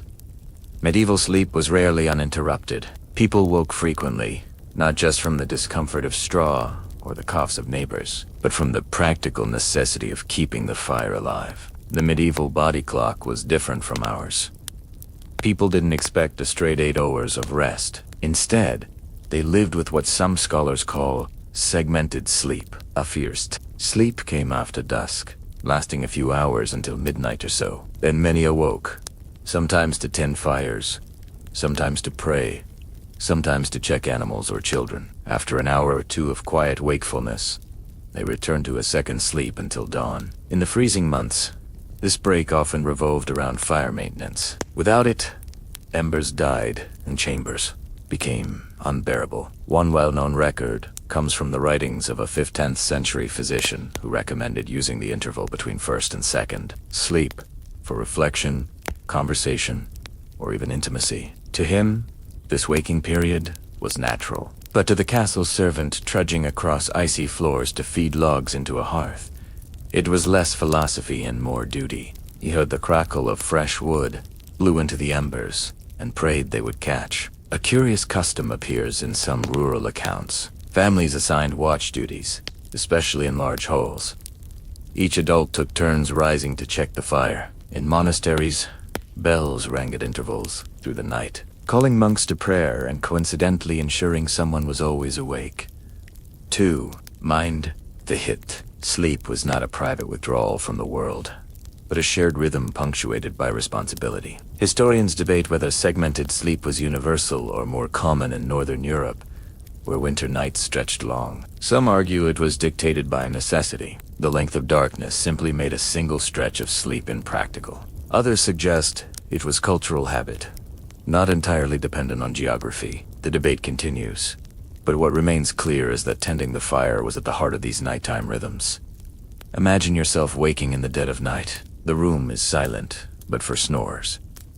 You push back the blanket, feel the icy slap of air against your skin and fumble for a log. Your feet crunch on straw, your breath rises in plumes, and your hands sting as you stir the dying embers. Sparks flare, Logs catch reluctantly, and warmth pulses again into the room. You sigh with relief, knowing that for a few more hours your companions will rest undisturbed. The sensory detail is unforgettable. The pop of wood, the faint glow pushing shadows back, the smell of smoke mingling with wool. Your fingers itch, but the satisfaction of reviving the fire steadies you when you crawl back beneath the blankets. The bed feels all the warmer. By contrast, peasants in cottages lived by the same rhythm. Their hearths had no protective grates, only open flames on the floor, so a careless sleeper risked the fire, dying or worse, spreading. A family member always rose to adjust logs, poke embers, and keep watch. Sleep came in fits and starts, always tied to the heartbeat of the fire. And so you realized that medieval nights were not passive stretches of unconsciousness. They were negotiated, managed, and guarded. People rose, worked, prayed, checked on animals, whispered to loved ones, and then returned to slumber. In the darkness, life did not pause. It simply slowed, punctuated by firelight and breath. As you lie in your warm bed tonight, imagine the constant vigilance required in those stone halls. To close your eyes was never absolute. To sleep was to trust that someone would wake, feed the fire, and keep the cold from claiming the room before dawn. You've tended the fire, crawled back beneath the blankets, and tried to steal your racing thoughts. Yet there was another medieval strategy for warmth, not born of practicality, but of longing for luxury. For some, the dream of a hot bath before bed lingered like a forbidden indulgence. Bathing was complicated in the Middle Ages. Heating water required immense fuel, and tubs were large, cumbersome things.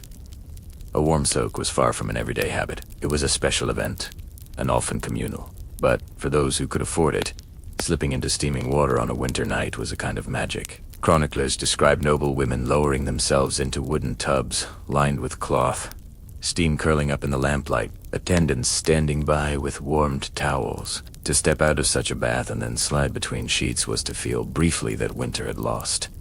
A curious record from Paris notes that wealthy citizens sometimes ordered tubs placed near fireplaces, so that the bather emerged into a chamber already glowing with heat. The air smelled of rosemary or thyme, herbs tossed into the water for fragrance and supposed medicinal benefit. For a short while, skin prickled with warmth, cheeks flushed, and the body felt prepared for restful sleep. Of course, such pleasures were rare. More often, people sought smaller comforts before bed. A cup of warm ale, spiced wine, or hot mead was a common indulgence. The heat traveled inward, spreading warmth through the chest, lulling the body toward drowsiness. Some households kept stones near the hearth, wrapped them in cloth, and placed them at the foot of the bed, primitive hot water bottles that radiated heat for hours. One rather odd account tells of noble families filling leather pouches with heated sand to tuck between sheets. The sand retained warmth longer than stones, and conformed to the body's shape. Imagine stretching your frozen feet towards such a pouch, sighing as the cold slowly eased. The ingenuity is striking. When faced with hostile winters, people experimented with whatever materials they had. Modern historians still argue over just how common such bedtime luxuries were. Were they occasional treats for the very richest, or did middling families also practice them in modest form? Some suggest that warming drinks and heated stones were widespread, accessible to most households. Others believe they remained rare indulgences, remembered precisely because they were unusual. The debate reminds us that comfort itself was a contested privilege. Picture yourself in this imagined chamber. You sit before the hearth as a servant pours mulled wine into a cup. The scent of cinnamon and cloves fills the air, masking the odor of smoke and damp wool. You sip slowly, warmth blooming through your chest.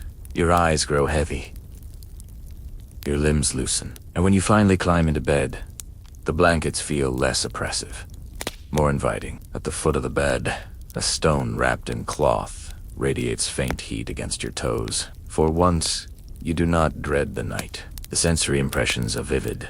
The sweet tang of spiced wine, the hiss of a log collapsing into embers, the prickling warmth of heated stone. You drift into slumber with your senses saturated, your body convinced, however briefly, that comfort is possible.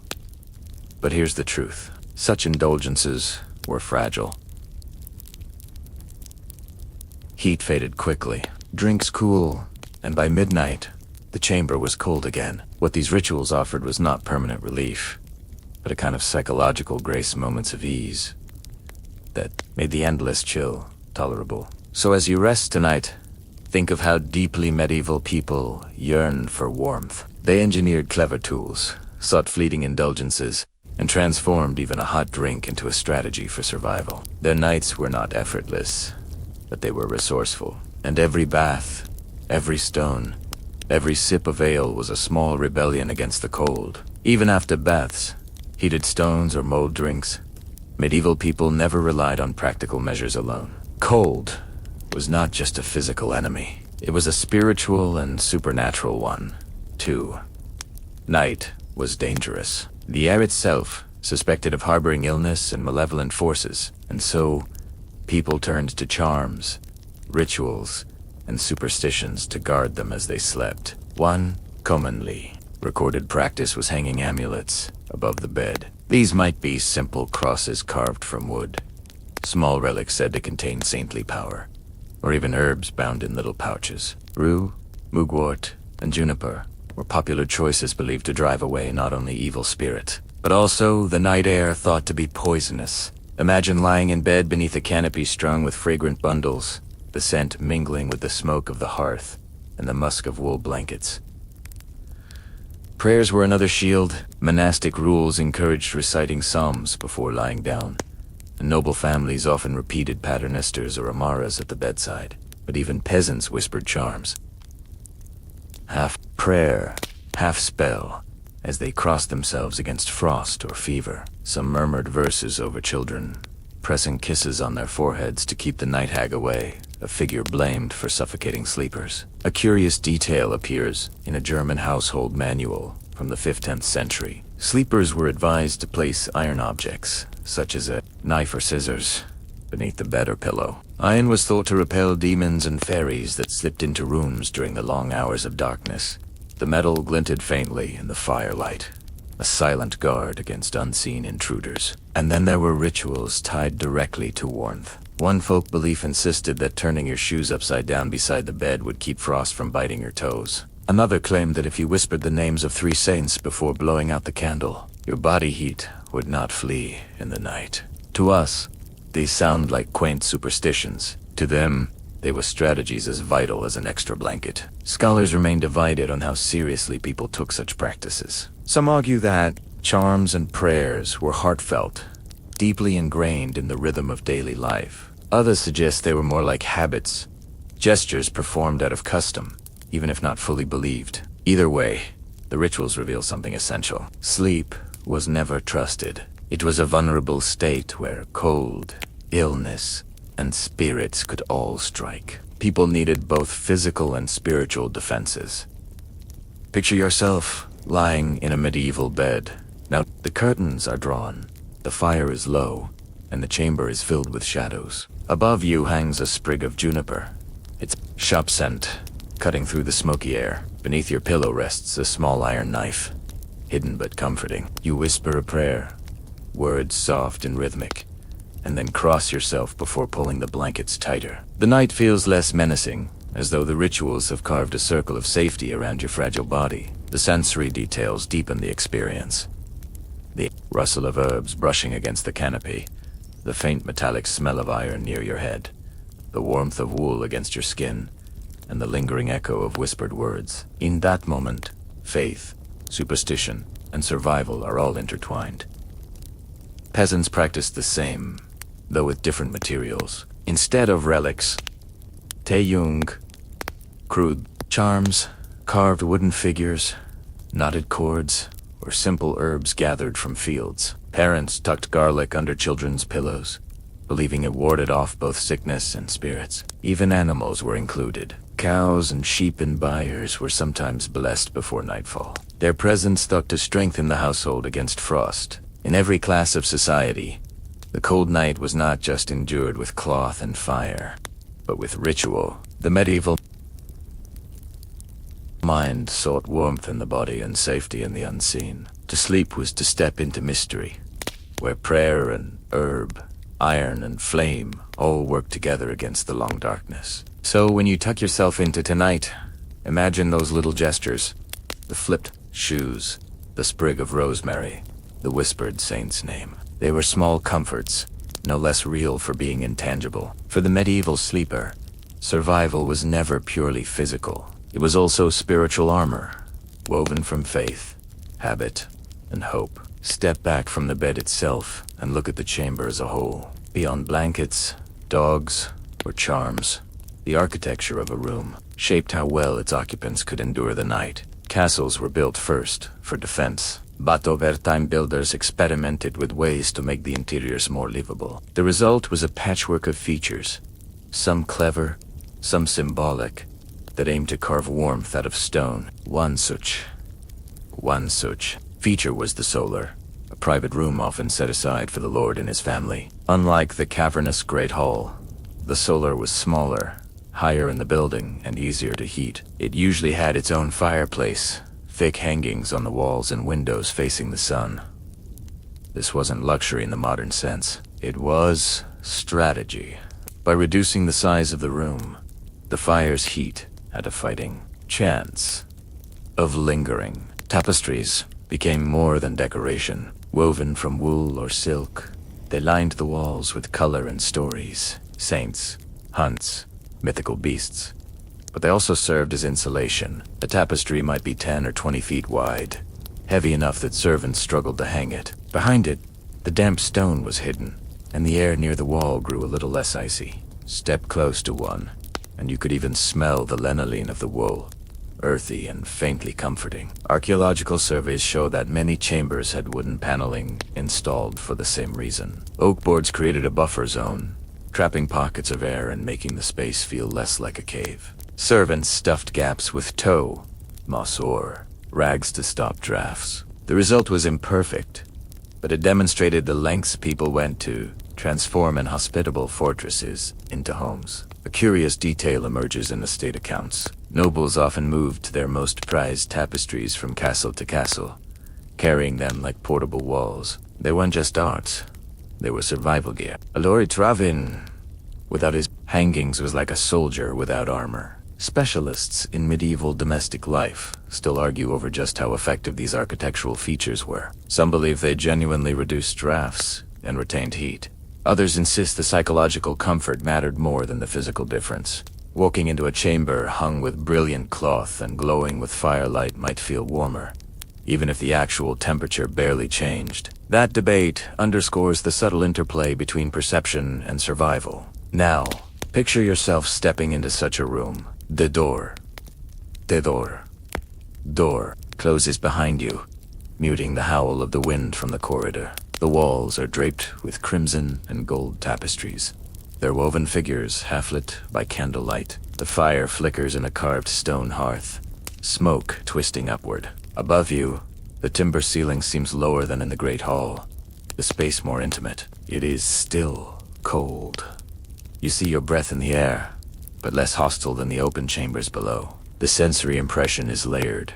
The rough weave of tapestry beneath your hand, the faint smell of wool mixed with smoke, the sound of fire snapping against oak logs. You can almost believe this room is a refuge, though the cold lurks just beyond the hangings. Peasants mimicked the same strategy in simpler form. Instead of woven tapestries, they plastered or wattle-lined their walls, then hung coarse wool or patched cloth to reduce drafts. A brightly painted cloth with simple patterns might double as insulation and decoration. In their way, peasants also turned bare walls into protective shells, shrinking the space into something habitable. Another subtle architectural trick was the placement of sleeping chambers on upper floors. Rising heat from the great hall below gave at least a slight advantage. Children sometimes slept in lofts above kitchens, where warmth from ovens lingered. The arrangement was less about privacy and more about exploiting every stray degree of heat. And yet, despite all these efforts, the cold never vanished. You could only mitigate, never eliminate its grip. Still, the presence of wall hangings, solar chambers, and wooden panels shows how profoundly people longed to transform stone prisons into dwellings. So as you rest tonight, Imagine those rooms glowing with tapestries, warmed faintly by fires, softened by wooden boards and bright cloth. They were not cozy by our standards, but they were gestures of defiance against the stone, against the frost, against the endless winter night. The medieval household built layers, architectural, artistic, and psychological, to say, this space is ours, and here, at least, we will endure. Close your eyes and imagine the smell of a medieval bedroom. It wasn't the lavender-tinted idol of modern linen adverts. Instead, it was a dense stew. Odor layered from the moment you walked through the heavy wooden door. To understand how people slept, you have to understand what they smelled, because every breath reminded them of the conditions in which they lived. The first scent was always smoke. Fires burned almost constantly in winter, and without efficient chimneys, the soot drifted back into the room. The walls darkened, the air grew heavy, and the smell embedded itself in the very fibers of blankets and curtains. Even freshly laundered linen soon carried the temps of ash. You'd lie down at night with smoke clinging to your hair, your clothes, even your skin. Next came the scent of damp wool. Blankets, cloaks, and clothing were rarely truly dry in winter. Moisture crept through stone walls, condensed on surfaces, and soaked into textiles. Wool holds that damp smell stubbornly earthy, lanolene rich, faintly sour. Imagine pulling the covers up to your chin and inhaling fabric that felt warm but never quite fresh. Add to this the odor of straw and rushes. Floors were covered with them, beds stuffed with them, and they rarely stayed clean. Trampled by boots, soaked with spills, and colonized by mice.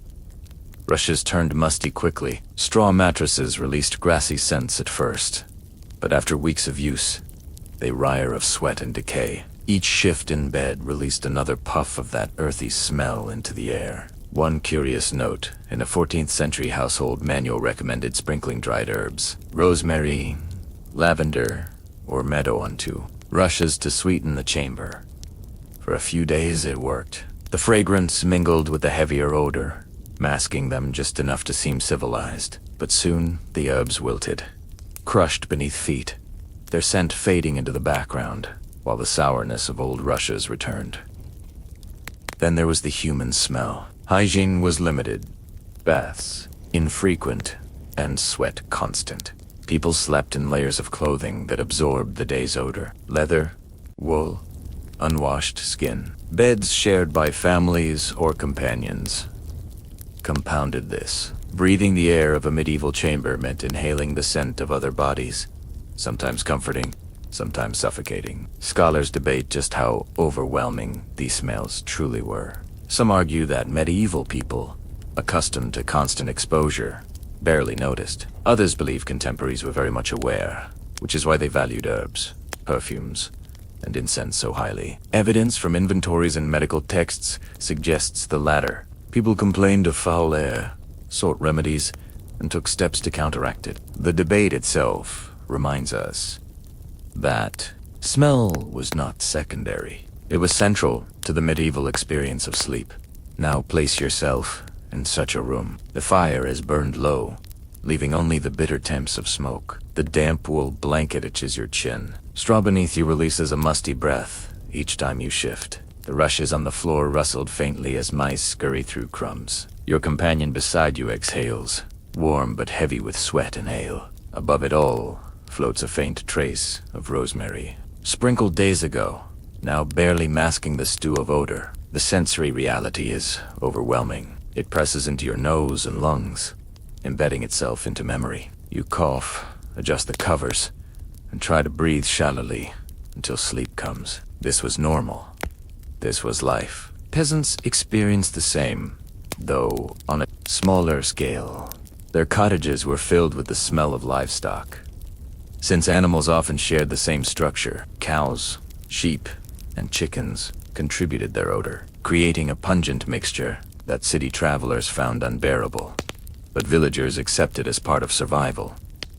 Yet ebonera herbs were used. Bunches of mint or chamomile might hang from rafters, partly for fragrance, partly to ward off pests. For nobles, perfumes, and incense occasionally improved matters. Incense burned and braziers added sweetness to the air, though it mingled oddly with smoke and damp. Perfumed oils dabbed on clothes or linens created pockets of pleasant scent in an otherwise heavy atmosphere. But even the richest chamber could not escape the fundamental odor of medieval life. So when you imagine sleeping in a castle, do not picture crisp linen and fresh air. Picture instead a medley of smoke, damp wool, straw, sweat, herbs, and animals. Every night, every breath reminded you of where you lived and what you endured. Smell was as much a part of medieval sleep as blankets or fire. And perhaps over time, the very familiarity of those odors brought a kind of comfort. To breathe smoke and wool and straw was to breathe home. For the medieval sleeper, scent was not only inconvenience, it was identity woven into every night's dream. After the smoke, damp wool, and musty straw, another force helped medieval people survive the night. Food and drink. You might not think of supper as part of sleep, but what you ate before bed and what warmth it gave inside your body mattered as much as any blanket. In winter, households leaned on hearty pottages, thick stews of barley peas, and root vegetables simmered slowly in great cauldrons. These meals clung to the body, leaving a heavy fullness. That made the cold easier to bear. The heat of the broth lingered in the stomach, spreading outward, convincing you that you could endure a freezing chamber a little longer. A noble household might enrich the dish with meat, spices, or cream, while peasants relied on onions, cabbage, and whatever scraps were available. One curious note in a 15th century English manuscript advises, eating leeks at night, because they warm the belly and chase away the chill of death. Whether or not that claim held true, it shows how strongly people linked diet with warmth and survival. A hot meal was not simply nourishment, it was insulation from the inside out. Drinks played an equally important role. Ale was the most common, consumed by rich and poor alike, served warm in winter. It filled bellies with calories and provided liquid comfort. Spiced wine, or hypocure, became a noble favorite, heated gently and seasoned with cinnamon, ginger, and cloves imported from faraway lands. Imagine sipping such a drink in a smoky chamber, the aroma of exotic spices mingling with wool and ash, the sweetness burning in your throat, leaving you drowsy and warm. There's even a record from the court of Charles V, 6th of France, where the king's physician recommended hot meat at night to prevent chill from entering the bones. The idea was not far from our modern habit of drinking tea before bed, though medieval science wrapped it in humoral theory, the belief that warm, moist drinks balanced the body's inner fluids. Scholars still debate how much alcohol contributed to warmth versus simply giving the illusion of it. Some argue that ale and wine dulled perception, making sleepers believe they were warmer than they were. Others point to the real caloric benefit of these drinks, which did provide energy through long, cold nights. The truth may be somewhere in between, a mix of genuine warmth and psychological comfort. Now imagine yourself preparing for bed.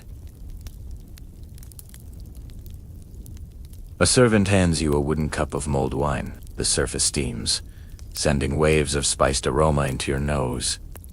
You drink, the liquid glowing as it slips down your throat. Your body relaxes, muscles loosening, eyelids heavy. When you finally climb into bed, the blankets feel less oppressive, more inviting, as though the warmth already lives inside you. For peasants, the ritual was simpler, but no less important. A bowl of hot porridge, thickened with oats or barley, lined the stomach. Families huddled around the fire to eat, their faces glowing in the light, their bodies fueled for the long night ahead. Children licked the last scraps from wooden spoons. Before curling under blankets, the memory of warmth from food helped them ignore the drafts sneaking through the shutters. A curious folk belief held that garlic eaten before bed prevented frostbite, whether this was because garlic genuinely improved circulation or simply because it was warming to the palate. The habit endured. Farmers in cold regions sometimes chewed cloves of garlic before lying down, the pungent scent filling the chamber as strongly as smoke or wool. The sensory world of medieval bedtime food is vivid. The bubbling cauldron, the hiss of wine heating over the fire, the smell of herbs and spices mingling with damp rushes. the heavy weight of stew in the stomach. Every flavor was part of the fight against cold. So when you think of medieval sleep, do not separate it from the supper that came before. Food was fuel, warmth, and even a form of medicine. Without it, the cold was sharper, the blankets thinner, the night longer. With it, the body endured. Every spoonful, every swallow, was another layer of defense.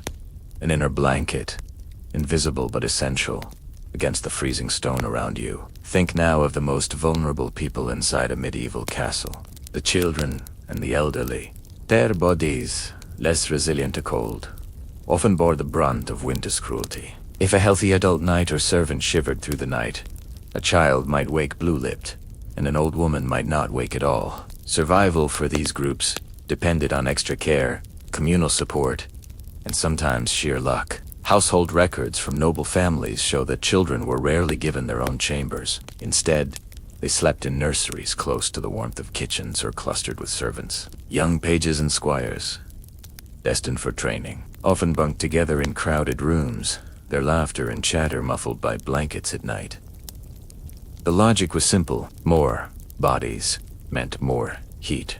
Babies especially were swaddled in layer after layer of linen and wool. A cradle stood near the hearth, or in some cases directly inside the bed of the mother, where her body heat shielded the infant from the freezing air. One poignant account from a 14th century chronicle describes a noble child laid by the fire in a wicker crib wrapped in furs and covered with a canopy. The detail suggests the lengths families went to protect their youngest. Yet even so, illness and cold claimed many lives. Medieval parents lived with constant fear that winter might take a child in the night. The elderly faced similar perils.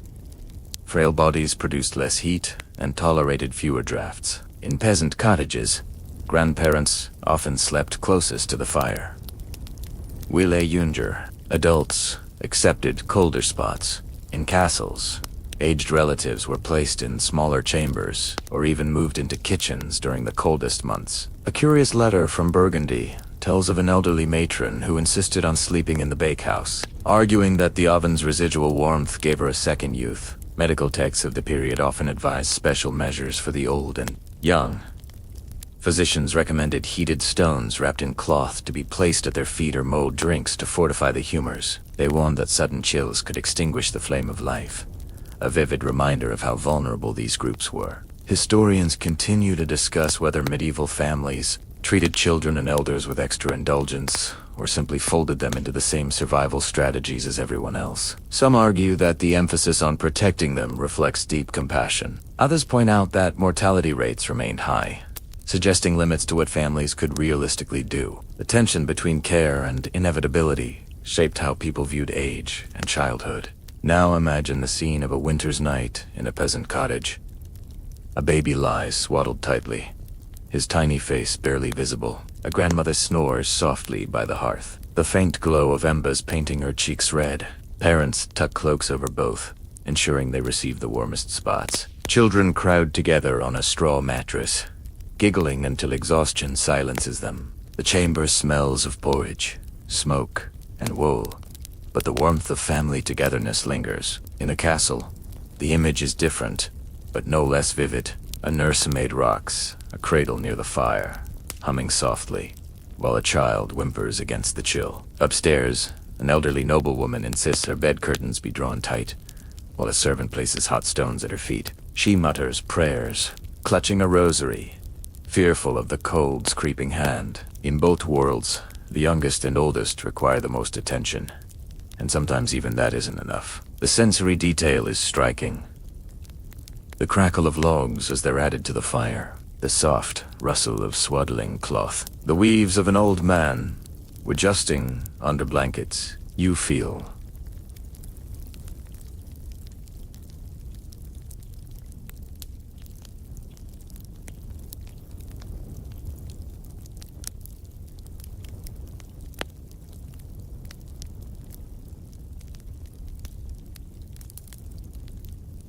the fragility in the air, as though the cold waits for a moment of weakness to strike. So when you think of medieval sleep, remember that it was not equal for all. Children and elders carry the heaviest risks, their survival depended on the warmth provided by others. In those long nights, every blanket, every ember, every whispered prayer mattered. They remind us that medieval sleep was not only about individual endurance, but about community. The young and old carried through winter by the care and vigilance of those around them. The cold didn't just nor skin and bone. It shaped how people thought about health itself. To a medieval mind, chill wasn't simply uncomfortable. It was dangerous. A force that could warp the body's inner balance and invite disease. Medicine in this era revolved around the theory of the four humors: blood, phlegm, yellow bile, and black bile. And physicians believed temperature played a vital role in keeping those fluids in harmony. Too much cold, your humus congealed, clogging the body and making you ill. Medical treatises from the 13th and 14th centuries are filled with advice on combating this problem at night. One manual suggested rubbing feet with warm oil before bed to open the pores and expel the harmful chill. Another recommended drinking heated milk with honey, claiming it soothed the stomach and kept the humors from turning sluggish. Physicians viewed warmth as medicine in itself, prescribing heat in every form: food, drink, clothing, and even proximity to others. There's a fascinating record from a French surgeon who warned that sleeping in damp chambers could breed melancholy by chilling the black bile. He advised hanging tapestries, not for beauty, but for medical necessity. Imagine being told by your doctor that failing to decorate your walls properly might make you depressed. It shows how deeply climate and medicine were intertwined. At the same time, folk cures flourished. Some people believed rubbing garlic or onion on the soles of the feet before sleep prevented chills from entering the body. Others tied charms of wool soaked in wine around their wrists.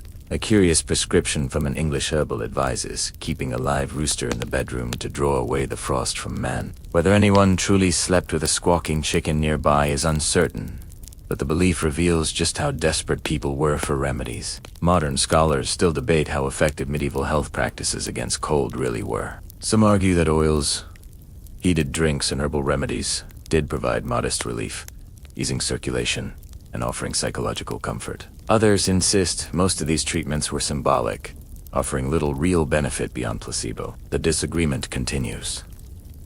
But what's certain is that people believed wholeheartedly in the power of these nightly rituals. Now, imagine yourself preparing for bed under such advice. You sit by the hearth while a servant massages warm oil into your feet, the smell of rosemary filling the chamber. You drink a small cup of heated wine sweetened with honey and feel it coat your throat. A sprig of garlic rests near the bed, pungent and strange, meant to ward off frost. You climb into bed, convinced that these remedies will keep your humors balanced until morning. The sensory experience is intense. The slick warmth of oil on your skin, the sweet temps of honeyed wine, the acrid bite of garlic in the air. Every detail reminds you that sleep was not only a battle against discomfort, but a medical practice, a nightly therapy against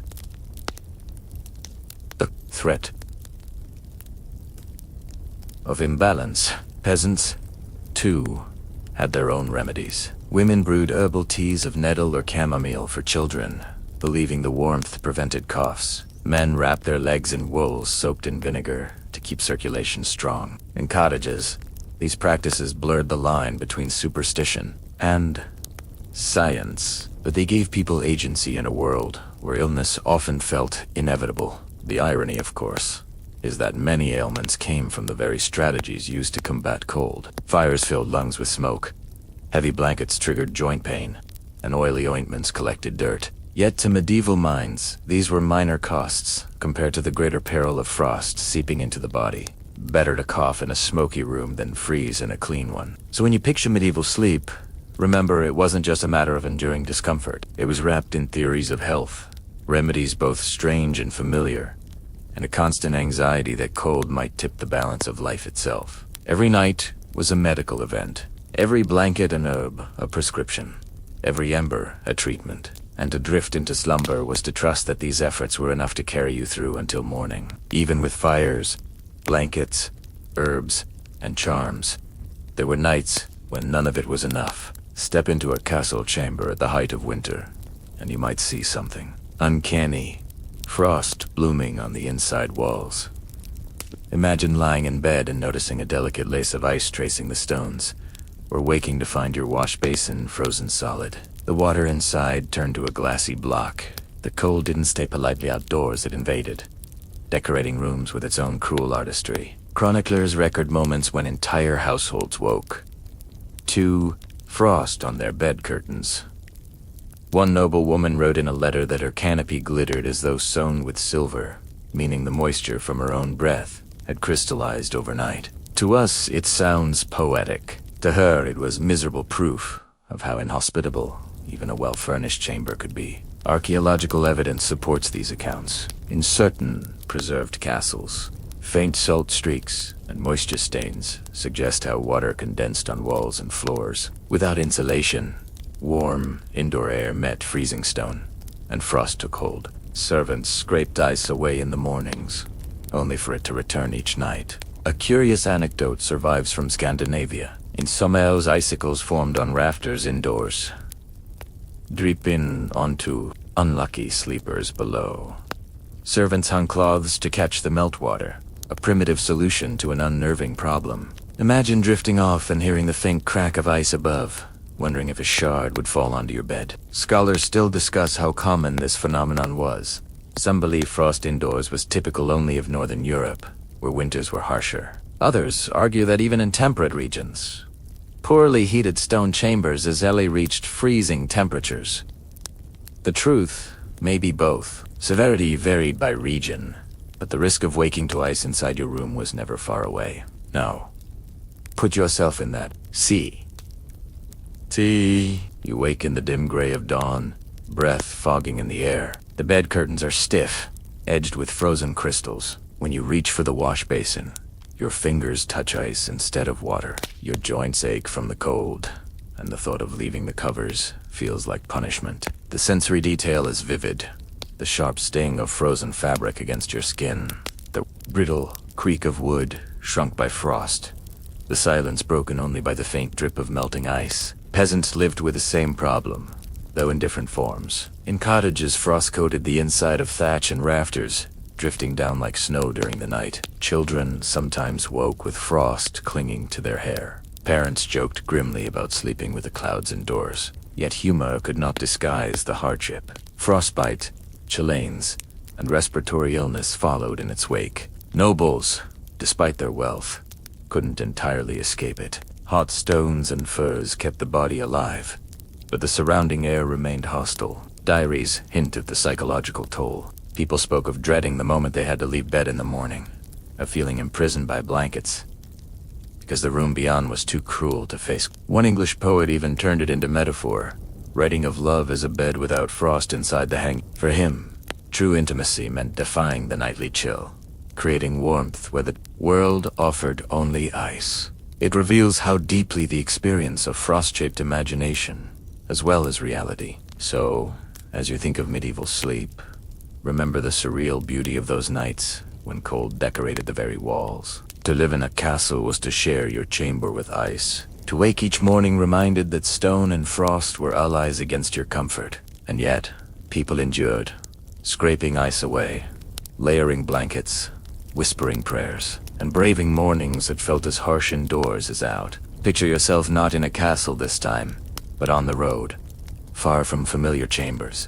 Medieval travel was slow, arduous, and dangerous, and when night fell, the problem of warmth became even more acute. Castles had their fireplaces and tapestries. Peasants had their family hearths. But travelers, pilgrims, merchants, wandering knights had to seek shelter wherever they could find it, and that usually meant inns. The medieval inn was not the cozy picture postcard you might imagine. Instead, it was often a timber structure with a smoky hall, crowded rooms, and beds shared by strangers. Guests might be packed 3 or 4 to a mattress, blankets stretched thin, and privacy non-existent. Still, inns provided one crucial thing: heat. The main hall fire blazed for everyone, and bodies crowded together multiplied warmth. One traveler in 15th century Italy complained that the beds were alive with vermin, but admitted that at least the company of fellow guests meant he did not freeze. Imagine crawling into a straw mattress, squeezing beside two strangers, the smell of ale and sweat filling your nostrils. Unpleasant, yes, but at least your toes survived the night. There were odder accommodations, too. Some inns were so poorly equipped that guests slept in stables. At first glance, this seems degrading, but travelers sometimes preferred it. Horses and cattle radiated warmth, and a stable packed with animals could be far cozier than a drafty upstairs room. Pilgrims on the Camino de Santiago occasionally wrote of choosing stalls on purpose, curling up against hay bales with livestock, their breath mingling with the animals. The odor was strong, but the heat was undeniable. In more rural areas, hospitality followed. Older traditions. Villages were expected to open their doors to travelers, especially pilgrims or those carrying religious tokens. A peasant family might offer a spot by the fire or space on a straw pallet. Warmth here came not from luxury, but from generosity and closeness.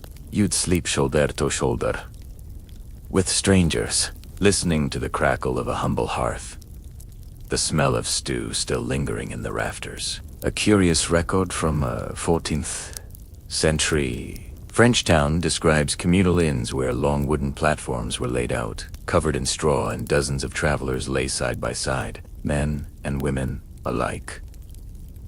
The idea of strangers pressed together might unsettle us today, but then it was normal. Shared warmth outweighed any awkwardness. Scholars discuss whether such inns offered more comfort than castles. Some argue, yes, though crowded and unhygienic, they retained warmth better than vast noble chambers. Others point to the dangers: lice, fleas, theft, and suggest that castle life, for all its cold, at least offered safety. Both perspectives are valid. For the weary medieval traveler, survival often meant choosing between cold isolation and crowded discomfort. Now, imagine yourself in one of these inns. You enter the hall, greeted by the roar of voices and fire. The smell of ale, smoke, and roasted meat envelops you. The space is cleared on a straw pallet, and you squeeze in beside strangers.